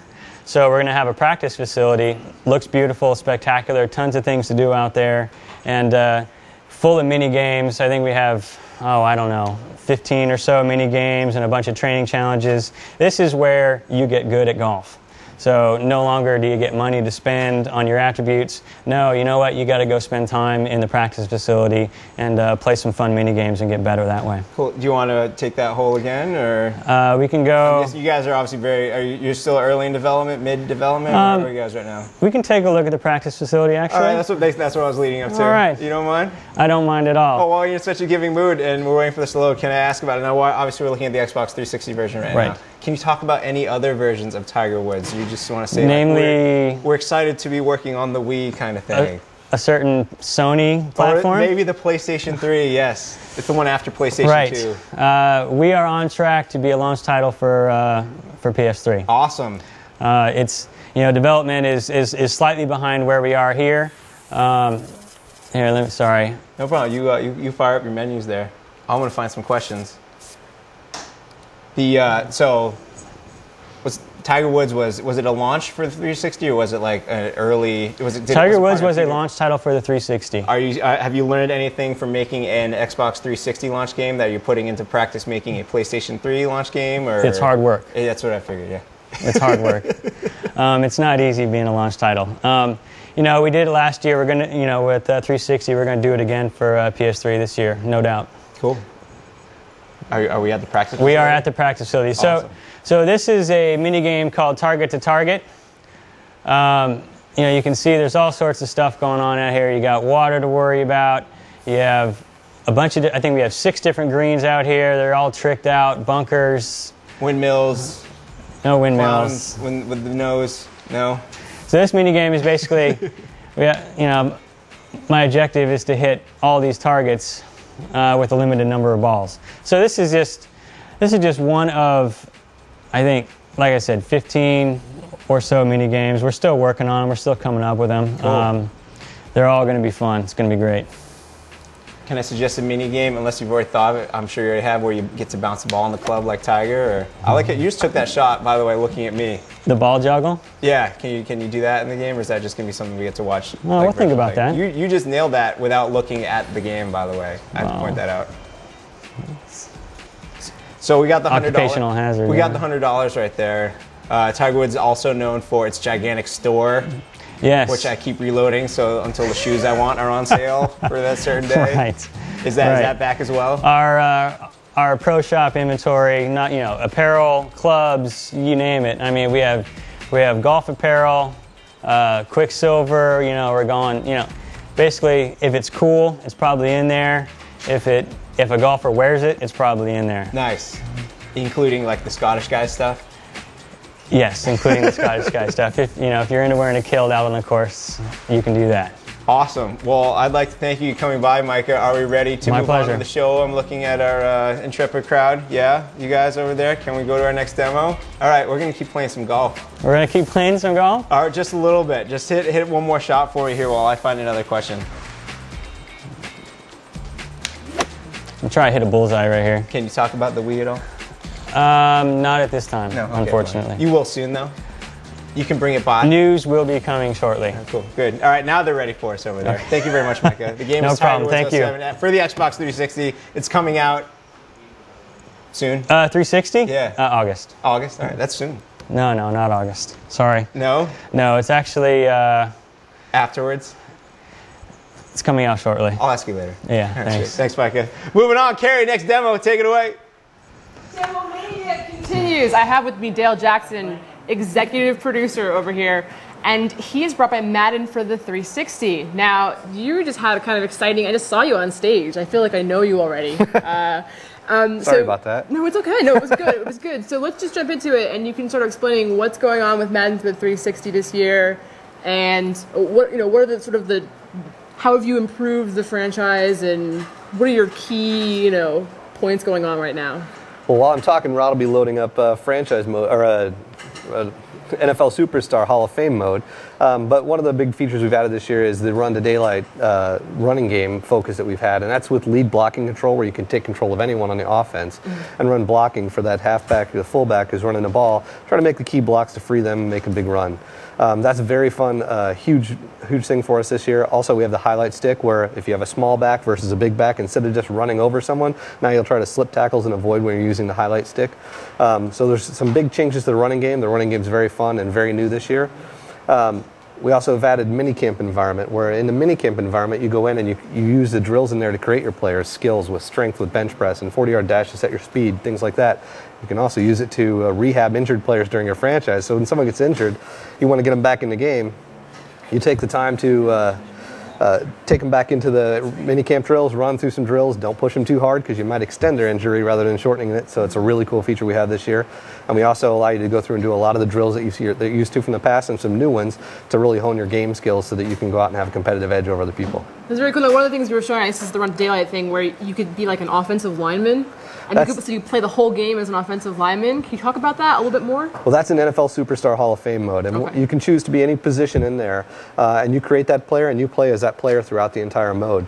And it's through completely new camera angles. If you're playing on defense, you'll be behind the middle linebacker on the defense. So you'll be seeing it from the game from his perspective. And there's all new moves for each of those player positions to play. And as you have success in the game, you gain influence, which you can then spend to build up the rest of your team, to build yourself up, or to challenge your opponent a little bit more on each of the plays. So how does the game feel? Does it feel like a completely different game playing as an offensive lineman, or? It absolutely feels like a completely different game playing like an offensive lineman. It actually feels like a different game playing as a quarterback. Everyone's used to playing the quarterback, dropping back and throwing the pass in Madden. But now when you drop back and throw the pass, the camera stays on you. You're the quarterback. You have to look downfield, at these little receivers that are way downfield and see if the guy caught the ball. See if you snaked it in between the safety and the DB. If you get sacked and you're laying there, you may not see whether your pass was complete or not. You'll have to look up just like everyone else and find out whether your pass was complete, because you're the quarterback. Oh, very cool. Now, I guess it must present an interesting challenge for you guys when the action isn't happening directly to the player that you're using. Absolutely. We wanted to make sure that there was always something for people to do, so we made it so you can go in and set the settings so that you can play when you're not on the field. You can play as the whole team just like you would in a normal Madden game. But we've also made it so that if you choose to play just your player and stay within that experience, which is really fun, that we've sped up the rest of the game when you're not on the field. So it plays about 1.5 times the normal speed. So you can just watch it really quickly play out, so you know what's going on, and jump back into your player when your guy's on the field. Very cool. Now, since this is the Xbox 360 version that you've brought by, I'm going to ask you the question about achievement points. Have you made any changes to the achievement points this year? I just want to let you know I have 1,000 points. Good, yeah. A lot of people seem to have 1,000 points, yeah. So have you changed that? And maybe as a tangential question, designing the achievement points, what do you think about that? How has that been for you as a developer? Well, it's pretty new for us last year, and obviously we made it a little bit too easy for everyone to get a lot of points. We did a lot of work on that this year, and it's going to be a lot tougher to just go in and achieve everything in the game. Our achievement points this year are really tied to our Madden Gamer level as well. We're in our game, inside the game, there's thousands of achievements that you can do in every game mode, online, offline, franchise, mini games, every game mode that's in there, you're doing achievements. And your gamer level is going to be some of the things that you can do to achieve that. So to get to gamer level 50 in our game, you have to have played a lot of every mode of our game, and to unlock that achievement, you're probably not going to get your 1,000 points that quickly this year. What are you talking about? I'm just awesome at Madden, I think is the actual answer. So let's see. I'm going to go ahead and just start asking questions from some of our readers or viewers. Points about the achievement points. Is there anything else like that you? How is the creative player going for you? Is there any changes to that, or? The creative player, we have a creative player in there, and you can go in. You choose your face. You build up your player. You set a background. In NFL Superstar, you even go in and choose like your biographical information, your history, and choose your parents to get some DNA for what are the backgrounds of your parents? Was your father a coach? Your mother was a lawyer, and those are the things that kind of help determine what the foundation is that make you a great player in the NFL. Very cool. Very true, I guess. Yeah. So my first question is from TZ from Rutherford. Can hurt players recover on their own without having to take them through the rehab? Or Absolutely. do you have to? Okay. That's just like it was before. You have the choice as a coach to go out and say, I want to get him back in 4 weeks instead of 6. I'm going to go have him do some running, some bench press. And you watch his face when he's doing the drills. And if he starts grimacing, you have to back off a little bit because you may be hurting him and extending his injury rather than shortening it. And you get feedback at the end of every time you do one of those drills to see whether or not you've improved your scenario or worsened it. And you can decide whether you want to keep going with that or just let him heal on his own. Well, by that token, some people were asking about the mini games that are available. So can you talk a bit more in detail, like maybe explain one of them, or? Absolutely. Rod will probably get to some in just a minute as he's creating these players. Some of the newest ones are skill mini games where you have a bench press, which is where you set your strength when you're creating a player, and it's also one of the rehab drills. All new, all different positions. It's not just a simple thing you'll see. It's a really cool looking presentation of it, and it's all in our mini camp area. So there's one big environment where all your practice, all your drills, everything goes on. Very live environment with a lot of people around, a lot of things. So it's a very good immersive environment to do that stuff in. And you have the 40-yard dash, which is probably the most fun around the office because everyone can talk smack about how fast they ran the 40-yard dash, even though most of them just run the refrigerator most of the time. Well, you said this is like one of the ways in which the if you push a player too hard, like so there are side effects if you don't do well at the mini games. I take it for your player. Are they only good or is it bad as well? It's when you're creating a player, you obviously want to do as good as you can, but it's not. It's only the negative thing if you're an injured player and you're pushing them too hard. Okay. Otherwise, they're just drills to get you better at your skills and work on those type of things. All right. So another question from Prambir Minhas from Edmonton. What is your favorite new feature in the game? Wants to know about you. So what is your favorite new feature?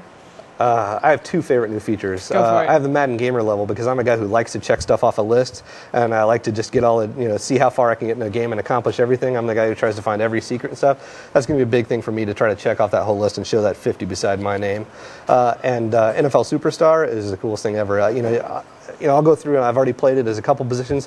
When it comes out, I want to play, some of the other positions I haven't tried. Middle linebacker is my favorite position because you can get involved in a lot of the defensive plays. Really excited about that because it's a completely different way to play the game than we played it before. And I've been playing Madden for a long time, so it's nice to have a brand new way to play. So regarding Superstar, you've mentioned a couple different positions. Greg Weber from Carmel wants to know, can you be any position at all? Like, could you be a punter? Yes, you could, Greg. I would choose to go into the options and turn on playing when you're not on the field if you choose to be the punter, because you're going to be watching a lot of games as a punter, I have a feeling. Devin Lord from Welland, Ontario wants to know, how customizable is the player creator? What exactly can you do with all of that? Player creator is pretty customizable, especially since you're doing drills to set your stuff. You're not setting your attributes through sliders and numbers. But as far as look and feel, you're able to choose through heads and skin tones and all of that stuff to really give your player a look. And you're wearing an NFL uniform, so you're not going to be putting on Scottish kilt like we were just talking about in Tiger Woods earlier or anything like that. Right. But you'll be able to customize it and really define a look of your player. Very cool. Are we getting into gameplay and show a little bit of what's going on? Yeah. He was just showing some of the mini camp drills there, I think. How good are the Redskins in this game? How good are the Redskins? How good are the Redskins? Hey. Hey. I'm an Eagles fan. Sorry. Oh, see, now you and I are going to have to go fight. So what are some of the other, how does the playbooks change? Have you made changes to the playbooks at all? Or? So some great stuff there. The people are going to love the fact that now, for the first time ever, we have 32 individualized defensive playbooks. We have guys that sit at our office all year long. All they do is study films, overhead shots of every game that's played, capture every playbook, and we have 32 individual defensive playbooks that match what the teams do on the field on Sundays. Not too shabby of a job, huh? It's pretty cool, yeah. And these guys love it. They don't want anything else. That's what they love to do. Oshaba from St. Louis, Missouri wants to know, how long can you take your creative player's career? As long as you can keep them healthy and play. You hope you're Jerry Rice or one of those guys who can play for a long time, but it could be a really short career if you're injury prone and not that good. Your influence points can be used to help yourself be less injury prone and things like that as you gain influence during the game by having success on plays. And it's not just your success, it's your team's success. So it's your best interest to use your influence points to not only make you successful on plays, but to make your team successful as a whole. Mark Overholt from Illinois, will there still be a passing cone style mechanic when you play the quarterback in first person during the Superstar mode? If you choose to use it, it will be just like it was last year on the X360, where if you use the right analog stick, it will come on, but it won't be there if you choose to play it just like you used to play it. So since we're talking about the 360 version, a lot of questions come in about the online. What are the different online modes available? How will we be able to interact with other people? Are there any specific Madden-centric, icons or wallpapers or anything like that? Or There'll always be, just like last year, we had some desktop themes, the player icons. But there'll be a lot of other downloadable content this year as well. One of the things that we can talk about in the game is live opponent. You can, in any mode where you can play a game head-to-head, you can choose, instead of playing versus the computer, you can say, I want to go out and get a live opponent, and it'll go out and search for someone who wants to play that team against you right now. So if you're in your franchise, it's not challenging for you anymore because you're the Redskins and you've built them into a dynasty. Yes. You can go out and say, does anyone want to play the Redskins against me, or play the Eagles against me later on, and I can come in and spoil our franchise for you. or that's what you'd like to think. You don't know what lengths I'll go to for achievement. I'm going to play your game until I have every achievement ever. Jacob Schumer, paying attention, Concord, California. What was that speed effect in the 40-yard dash? I saw it really fast, kind of. What was going on there? That speed effect is when you get into a zone, when you're running, it slows down the camera and gives you that like motion blur on it. And what that's doing is it's extending the actual time that you're having to keep the control right, but it means that you're running a little bit faster. And that's, when you see that, that means you're getting the best times possible. Oh, very cool. Andrew Pabon from Yorktown. Can you import players from NCAA 07? Yes, draft class will be importable just like it always has been. Fantastic. So, Mike Johnson from New York, we know the answer to this. We know one team that isn't the best team in the game. He wants to know what's the best team in the game. Apparently it's not the Redskins, for shame. I can't tell you that. Everybody's going to have to figure that out on their own. Everybody's got their own strengths and weaknesses. Okay. Susie from San Diego, let's pretend it's Susie Colbert, is asking, can you have female players in the NFL? Is there any, I mean, that sounds like a drastic change. It doesn't sound like something you would be. Not right now. So let's talk about the licensed characters, since you probably won't have any female players anytime soon. David Wickham from Benicia. How do you match players' attributes to the real players? I mean, you have some guys sitting around all day checking up stats and figuring out how that's going to work for the characters in the game? Or? We do a lot of that. We have a great relationship with the NFL. We have a great relationship with ESPN. We have a great relationship with some coaches and assistant coaches. And we have guys who just study statistics and watch game tape and rate these players. So it's a big culmination of a lot of data coming together to figure out what these are, and a lot of feedback. Very cool. Well, thank you so much for bringing the game on by. I'll let you get back to the big tent over there. And great. I appreciate you having by. And thanks. Wow, look at the success Rod's having there. Look at all the influence he just Thanks, gave. Rod, for being the silent demo doer over there. When can we expect Madden? There was a date, right? August 22nd. Get in line now. I should say so. Thanks again so much. Back to Rich. What's going on over there, Rich? Carrie, I think the question you really meant to ask was, how do you not give Tom Brady and all the New England Patriots 100s across the board? I don't know if you were stealing my Madden demo, but right now I'm joined by two GameSpot editors we have down here covering the event, Jason O'Camber, Greg Mueller. Thanks for joining us, fellas. Hey, Rich. I'm sure you're busy writing up the games you've gotten to play, but we wanted to hear from you. We want to let some of our people watching fire some questions at you. Now, the first question I have, though, is Carrie got to mention it briefly at the top of the show. You guys got to see the demo. You got to see some Team Fortress 2, some Portal. Tell us a little bit more about it. Jason, you look like you're about to burst out of your seat. We'll start with you. You know, Gabe Newell shows up, drops some bombshells on us. I mean, it's not just about Half-Life 2 Episode 2, and then Half-Life 2 coming to everything, like the PS3 and the Xbox 360. Episode 2 will also ship with 2 separate games, in addition to the regular Half-Life 2 game. There's this cool new game called Portals. It's kind of the puzzle game that takes advantage of the Source engine, and it's all about using a gun that opens up dimensional portals. So if you're in a room and you need to get to the other side and there's a big chasm, you shoot a portal open on the other side, you shoot a portal on your side, and you just walk through the portal, and you'll emerge on the other side of the room, and in fact you kind of see the tail end of your leg kind of going through the portal. And that's just the most basic example. It gets crazier upon that. They had this really cool video where they kind of describe, it's kind of like one of those instructional videos, like, in case of fire, please do this. Well, they started diagramming all the crazy things you'll be able to do. Pretty soon, it's almost one of those, like, Escher paintings, or where it's all, you don't know what dimensions you're in, because you can set up a situation where you're falling pretty much endlessly, or you can chase yourself around in a circle, and you just see the back of yourself while you're it's crazy. Can you spirit walk at all? I guess we'll see about that.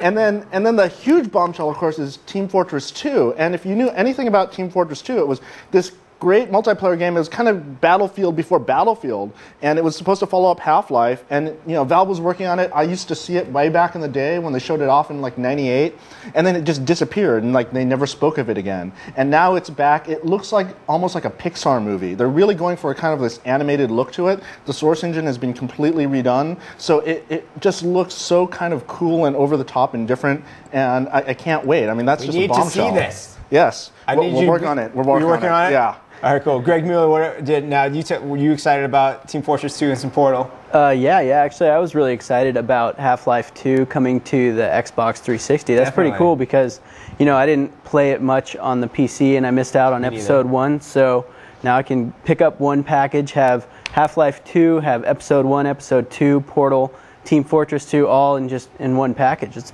pretty cool. Did they give any hints as to when that was going to come out, or? I don't think they did. They just basically said we'll talk about it more through the fall. Okay, yeah. So they're not putting a release date on it that they might have to miss later, or?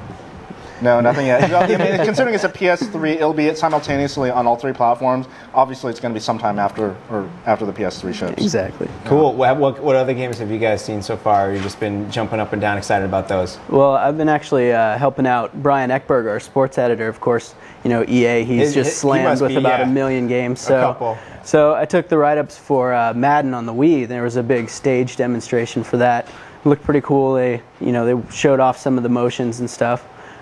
Played Madden on the PSP. And again, it looks pretty cool. What can you say about football? Yeah. I think I'm going to let you guys get back to writing. Thanks for coming by. All right. Appreciate it. Right now, we're going to kick it right back over to Carrie, and she has, I believe, a demo of The Godfather on the Xbox 360. Prove me wrong, Carrie. I can't prove you wrong. Yes! I have a demo of The Godfather. That's right. I also have Joel Wade, producer on The Godfather. That's right. And this is the Xbox 360 version. I'm glad to have you here. How's it going over there in the big tent? It's fantastic. I don't even know what it is. I'm just calling it a big tent. No, it's wonderful. It's air conditioned. That's all good. It's not air conditioned here. Not so much. My apologies. So let's just jump right into it. This is a 360 version. For people who haven't played The Godfather yet, just give us a little setup for it. Right. So one of the things with The Godfather is what we're doing is we're taking the fiction of the story and the film, and we're letting you work your way up through the Corleone family. So your story is not the story of The Godfather, but your story intersects the famous moments that you know and love. So one of the new features we're really excited about this year is the crew. So instead of just being sort of a lone wolf, this time I've actually hired a crew member, and I'm going to go find a business to extort. And when you say new, you mean new to this version? New to the 360, exactly. We've had the time to punch in a bunch of new mechanics, a bunch of new polish items we wanted, plus we added what we consider about 30% new mission content. So there's 4 full new missions, there's a whole new favor system,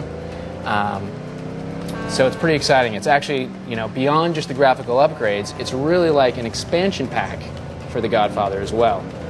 So let's get into depth. Let's start talking about some of these mechanics. Crew. Right. What is the crew? Well, I'm going to go show you. Where one of the things that separates us as a game is our extortion mechanic.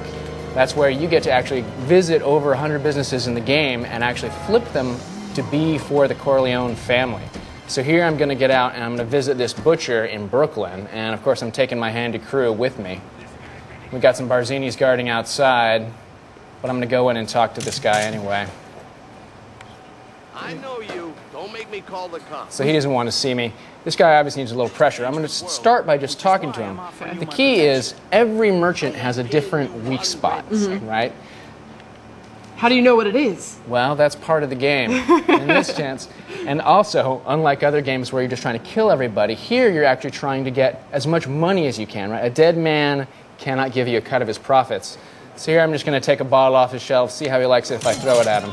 Oh, I don't think he's going to like that. He's not a big fan. Well, let's try a little more muscle. Now, how do you know when you've gotten him over to your side? So you can actually see that he has a pressure meter up in the upper left-hand corner. Oh, but the Barzinis outside are not too happy about this. So my crew's going to come and help me attack these guys. You'll see our interior-exterior game is completely seamless. There's no load zone. You don't have to wait for that. Here I'm going to try to get an execute on this guy. So this could go down any number of ways. Absolutely. Like, you could have not pushed him to the limit, and then there wouldn't be this whole mess with your crew outside. That's right. And how does that work? So how good is your crew? Like, what does it depend on? Do you have to find the best guys? How do you get the best guys? As you rise up through the ranks, you actually given the opportunity to hire better and better guys. So here we've taken care of the Barzinis that were guarding this place. Now I'm actually going to try to threaten him in different ways. Try pointing a gun at him, see if he doesn't like that. I'm going to take a bat, see if he lets me destroy. Well, you know, sometimes you got to apply force in certain ways. You got to convince people. So do you just get frustrated and just kill the dude after a while? You can. I have a feeling that I'm going to be able to pressure this guy. I'm sort of last resort. I'm going to take the Tommy gun to his merchandise, see how he feels about that. And it looks like I've just got him over. Nice. So, nice. Put my gun away. How are you going to get a cut of all those profits if you've destroyed all the merchandise? Exactly. Does that actually have an impact on the game if you destroy the merchandise? Will that? No, it's all good fun. You get to destroy as much as you want. Nice. Very good. So now I flipped him over to my side. Whoops, someone else has come in, messing in with my crew. Just didn't catch him there. Oh.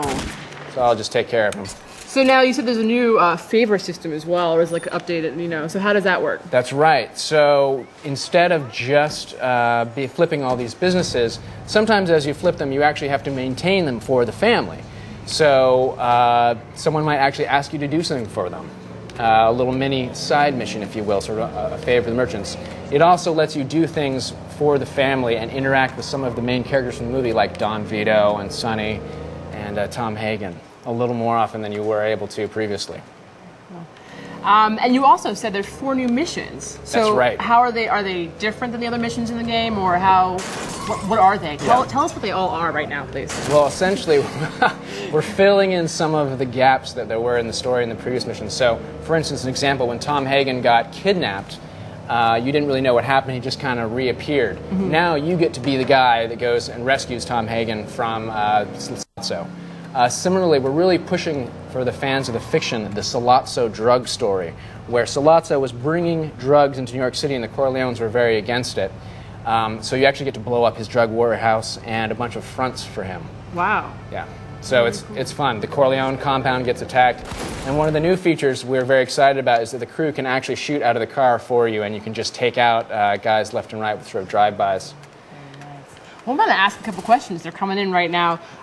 Just one question from Brent Miller here from Gladewater, Texas. How many crew members can you recruit? You can recruit one at a time, but as your character rises in the ranks, we sort of have a mini RPG element where you go from an underboss all the way up to, theoretically, the Don of New York. You can hire different ranks. So you start with outsiders and associates, and then you can start picking up capos, underbosses, the really tough guys. And finally, the most important question of all, everyone who's been watching will know that I'm going to ask this, but Cameron Laprinto has jumped me to the punch from Davie, Florida. What are some of the achievements in The Godfather? Well, we have a very balanced achievement level. You don't have to say, you don't have to say the specifics, but there are achievements for very different things you can do. There's some easy ones at the beginning, and then there's some very hard ones to get. But you will get the full amount of Microsoft points that we are allowed to give them by playing through the game. Nice. That's what I wanted to hear. That's all I wanted to hear. All right. And when can we expect this game to come out? 9/19, September 19th. 9/19. All right. Well, thank you so much for bringing us by. Absolutely. Glad to be here. Thank you. Thanks. And now on to Rich with another demo. Now, Carrie, you may have stolen my Madden demo. I know, you stole my Need for Speed demo. I'm stealing your Need for Speed Carbon demo. Hello, Steve Anthony. How you doing, sir? Good, man. How are you? I'm good. Welcome. I have to put it out there. I have to let you know what kind of phenomenon Need for Speed Most Wanted became around this office. Mainly due to the awesomeness that is Razor Callahan. Nice. Razor nice. Callahan. $5 grand. $5 grand. Yes. So before we start grilling you about all the stuff you won't be able to answer for me about, like, is Razor Callahan back or anything like that, yes. Let's talk about the game. Let's jump into a race. What is Need for Speed Carbon? So Need for Speed Carbon this year, it's really an epic street racing battle for control of the city, where ultimately you prove yourself by surviving in the canyons. So what you do is essentially you're going to start off the game, you're going to go in and pick one of the 3 car classes, and you're essentially going to go and pick one of the 3 car classes and basically start building out your crew that way. So what you do is you go in, obviously, so I'm going to start off, and obviously you got to go muscle. Now the three classes are muscle, we got exotic, and we got tuner. Yes. Muscle, obviously the way to go. As the end of Fast and Furious Tokyo Drift taught us, nothing beats American muscle when you're racing down, a canyon or a reservoir or a mountain or something. No, exactly. Obviously. Exactly. Yes. So what we did, one of the key things we've done is this year is we've really tried to differentiate the physics between the 3 car classes by putting a lot of work into really differentiating them through how they handle and how you drive them. So each of the cars this year is basically tuned specifically to match that style in real life. So muscle's a little heavier, you have a lot more drift. Right. Tuner cars basically are a little dartier, a little faster, and then obviously with the exotics, you got the top end speed that you need to control as you go through the game. Cool. And when you're going through the game, you're not going through alone anymore. You're going to have a crew. You're going to have a crew basically that once you picked your car class, you're going to go in, you're going to start with 1 crew member. And basically the crew that you choose, basically they have both an in-game and an out-of-game attribute that they bring with you. So the in-game attribute is really along the lines of a NOS or a speed breaker. It's kind of a strategy more than anything else that the player basically can choose at a point during the race they want to bring them in. And then the out-of-race attributes are really tied to kind of the core tenets of the franchise. So visual customization with the fabricator, and you've got the mechanic for performance, and then you've got the fixer for the cop experience. And it looks like you're on, is this part of the fabrication right here? This is part of the fabrication. Sculpting? So what I'm going to show you now is basically what we think is going to revolutionize kind of customization within the racing genre. So basically what we've done is we've taken what we've offered in the past in terms of a body kit for the car, and we've allowed the users to go in and actually sculpt their car how they like. So there's no more kits, there's just a base kit, and basically we give it to the users and we allow them to auto-sculpt their car in a variety of different ways. Each of the car classes has a different kit, so for a muscle you'll be able to do some outlandish stuff.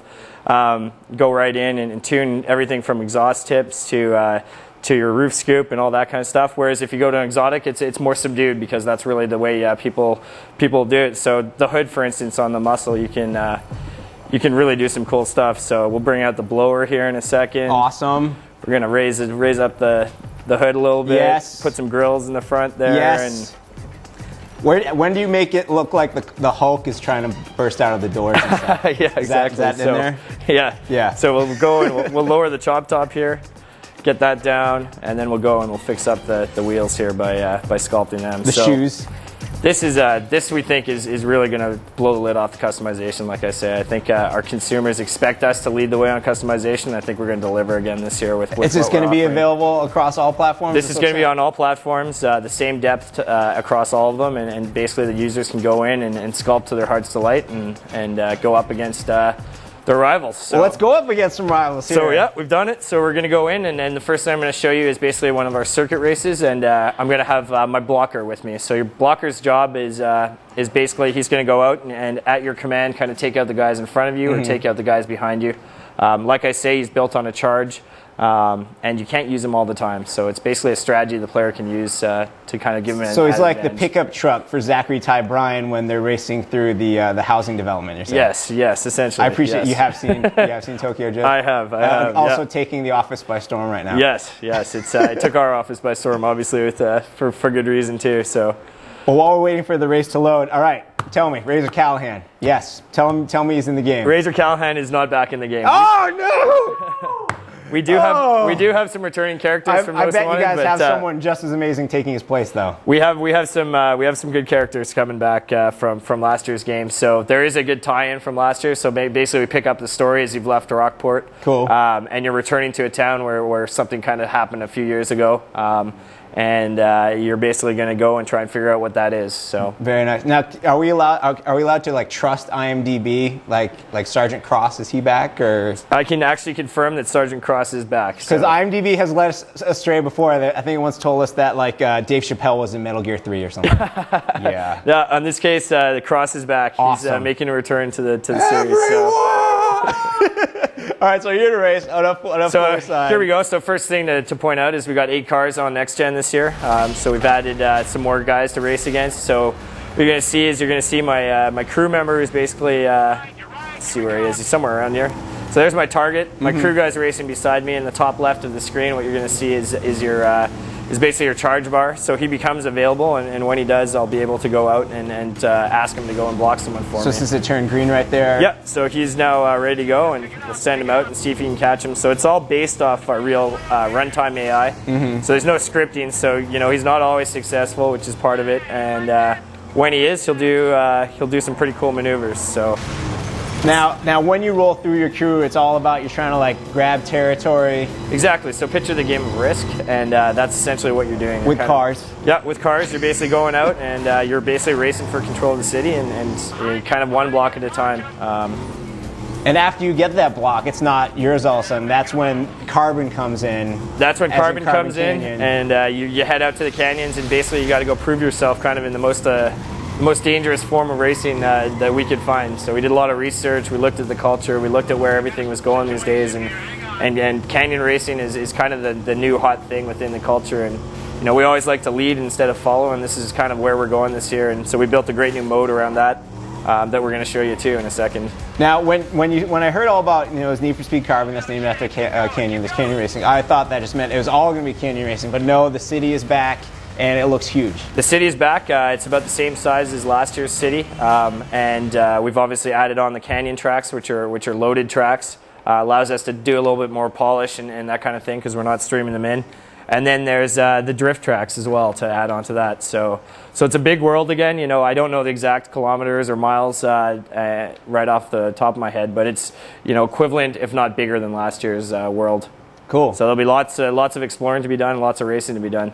Can you jump into a canyon race, or do you have to? I can. Yeah, no, I can definitely do that. So let me back out of here and no problem. Jump into a canyon. Now we are watching the Xbox 360 version right now. We are looking at the 360 right now. Can you tell us anything about any other versions while we have you here? I can tell you we're going to be out on both the other next-gen platforms, the Wii and the PS3. Yes, those ones. So we just kind of gave a first sneak peek today at the PS3. We're just up and running now. We're just kind of scratching the surface.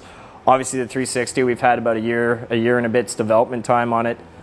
So it's looking polished, and we're starting to really kind of get it to where it's starting to sing. And we're hoping to do the same with the PS3 once we get in there and we start playing around with what it offers us. So. Can you give us some details, like maybe about like the Wii version? You do anything crazy? We're gonna do a controller design specific to the Wii. We've already started working on the design. Outside of that, it's going to have a feature set that does not equal completely what the other two platforms are, but it'll have a greater offering than the current gen. It's kind of in between the other two platforms. But what we've seen so far, we're pretty excited about. I think the controller design offers a really unique, new kind of way of looking at gaming generally. Right. We've seen, I had the privilege of playing some of the other games out there, and it's very cool. It brings a whole new element to how you kind of look at games, and you think about game design and specifically the controller and physics attached to that. Nice. Well, we all can't wait to get our hands on it. Let's see a canyon race, though. So this is a canyon race. I'm basically taking on my rival Kenji here. He's one of the bosses of the city, and so what's going to happen is we're going to start it up here. I'm basically on the first leg chasing him down.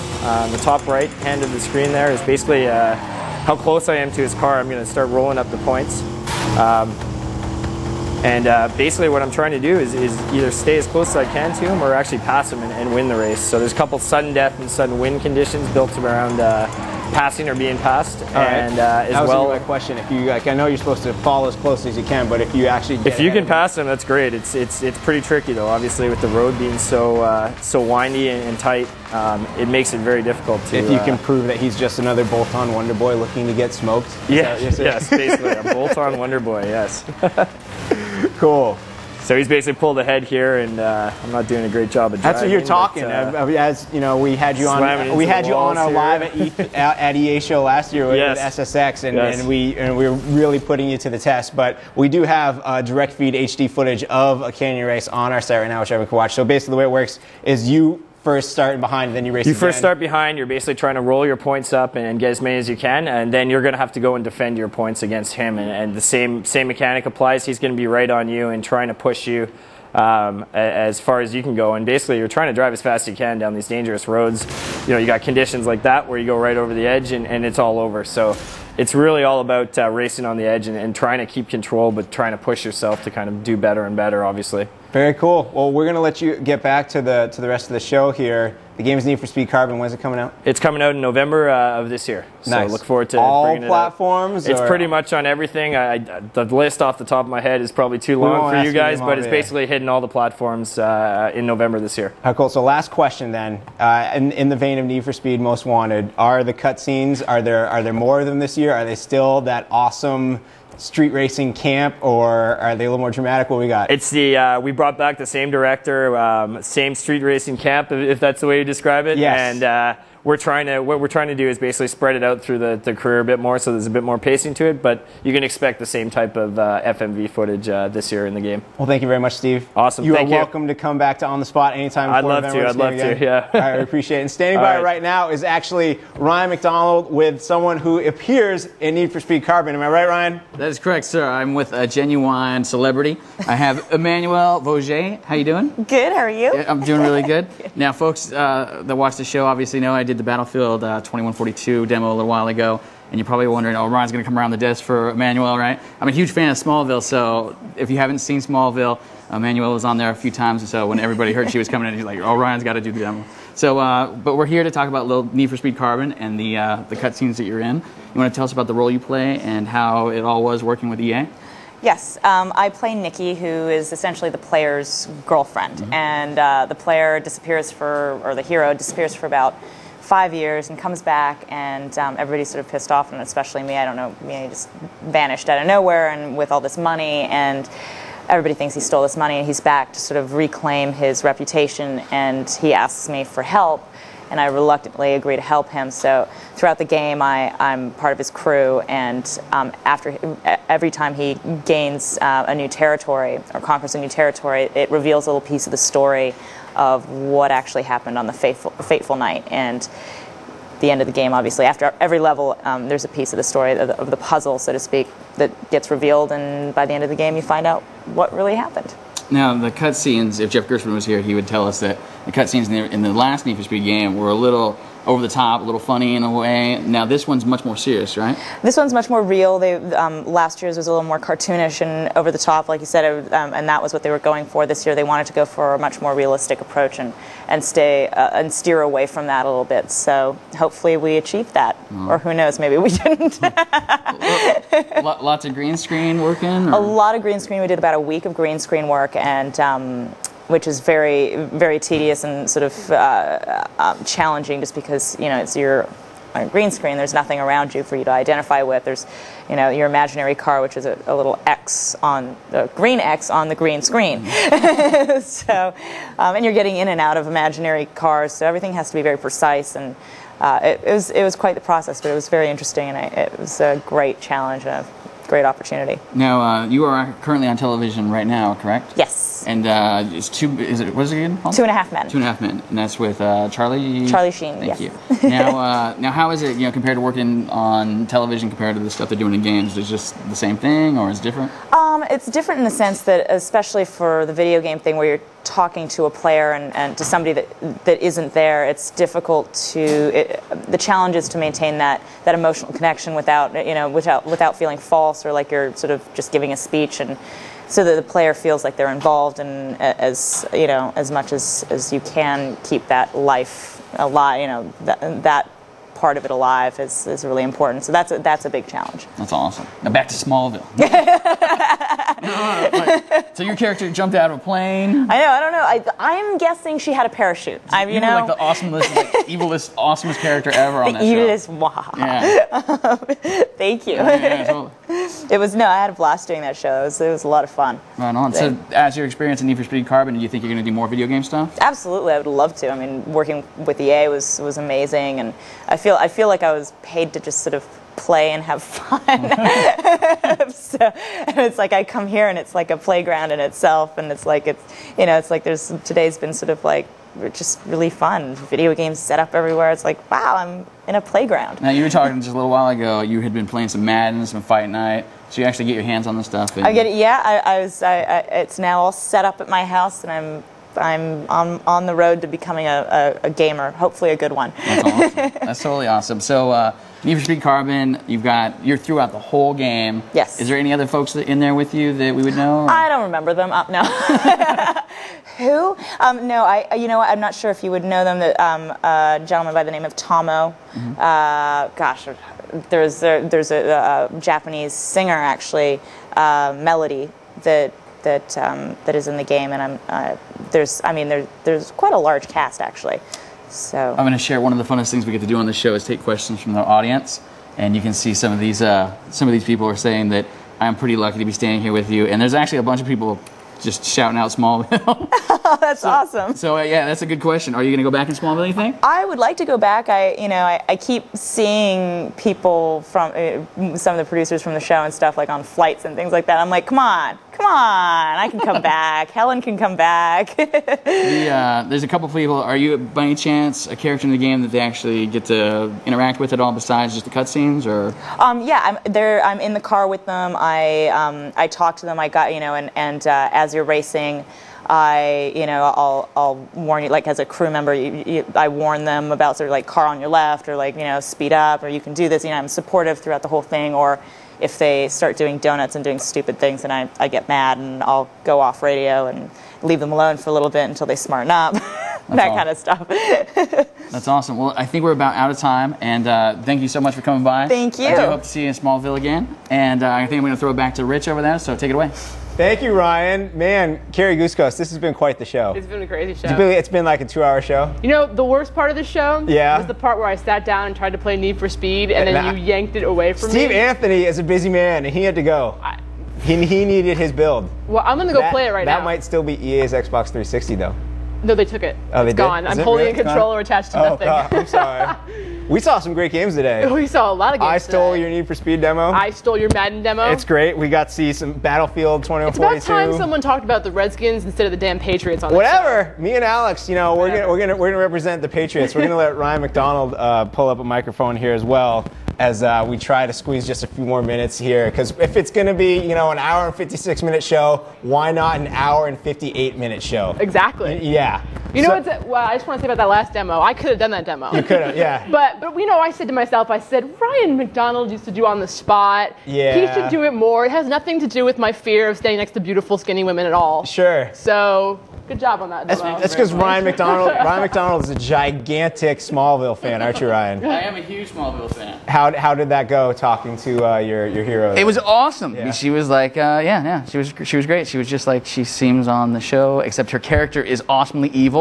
Yeah. So, but yeah. Awesomely gone. Oh, well, she could come back. She jumped out of a plane. Come back. She's so evil. She was jacking Lex Luthor. She left him in a plane that was going to crash. And I remember. That's when you made me watch that show. It's like all J.D. Salinger style. Just poof. I like how we can tell with the sun coming through the window here that it is way late in the day. Yes, sir. That we should be moving on. So let's run down all the games we've seen today. Battlefield 2042, NASCAR 07, NCAA football, NHL 07, which, by the way, I could have probably played for as long as you could have talked to the girl from Smallville, NFL Street 3, Tiger Woods 07, Madden 07, The Godfather, and Need for Speed Carbon. That's a full show. That is a really good show. Yeah. Well, a show with Cross in it, too. Exactly. But how about no Razor Callahan? That's upsetting. But then he'll just be forever immortalized in this role. They'll bring him back. Oh, they can bring back, yeah. Because they can, The one thing I gotta say, since I'm usually behind the scenes nowadays, is the real show was almost behind the scenes with all the awesomeness that was happening. There was a couple little things, but you guys did great out here. You guys did great back there. You guys did really good. I was like half a demo standing there with Dave Toole underneath there. There was that poor guy. Don't give away the secrets. Sorry. You're pulling back the curtain and everything. I wanted to give Dave Toole his props, man. Well, let's give everyone props for helping. Dave Toole, Jan here, Werner Goff, Takeshi Hirooka. You're just looking at them. DJ Mayberry, Frank Adams. Lifesaver of all. Is that mention everyone? Frank Adams. Again. I don't think we mentioned Frank Adams enough. Frank Adams did a great job. He's the greatest. If there's a water waiting for me when this is over, that's great. All right. Excellent. We didn't give away any copies of games we thought we were going to. We're going to track down some EA folks. Yes. If they have any games they can give away later. But if you want an empty EA brand water bottle. Empty? Did you say empty? I'm going to finish it. But if you want an EA water bottle, we have a whole bunch of these. Just use the question form, GameSpot paid subscribers. Pick A and question 3. If you pick question 3 and A right now, and we will give away as many EA water bottles as we can find. Wait, are they going to be empty or full? We'll probably find some of each. Okay. That'd be awesome. I'm going to go drink some water. Question 3, A, submit, and the first X amount of people, X equaling the number of water bottles we can fit in our stuff, you will get an EA brand water bottle. The other thing that they should look out for is after the show, certainly over the next couple of days, you guys should look for some other stuff that we're actually gathering right now. There's a whole crew of other GameSpot guys out there that are they're basically picking up HD video, all kinds of fun stuff, and that'll be on the site. Cool. Well, let's finish the show. I want to hit that 2-hour mark. We hit it. Ryan McDonald, thank you very much. Kira Guskos, thank you very much. Thank you, man. I'd like to thank the editors for coming by. Of course, we'd like to thank EA for having us. This and has you, been the viewer. Yes, all of you for watching. This has been a great show. We will catch you next Thursday back home on the spot. Woo! Let's get out of here.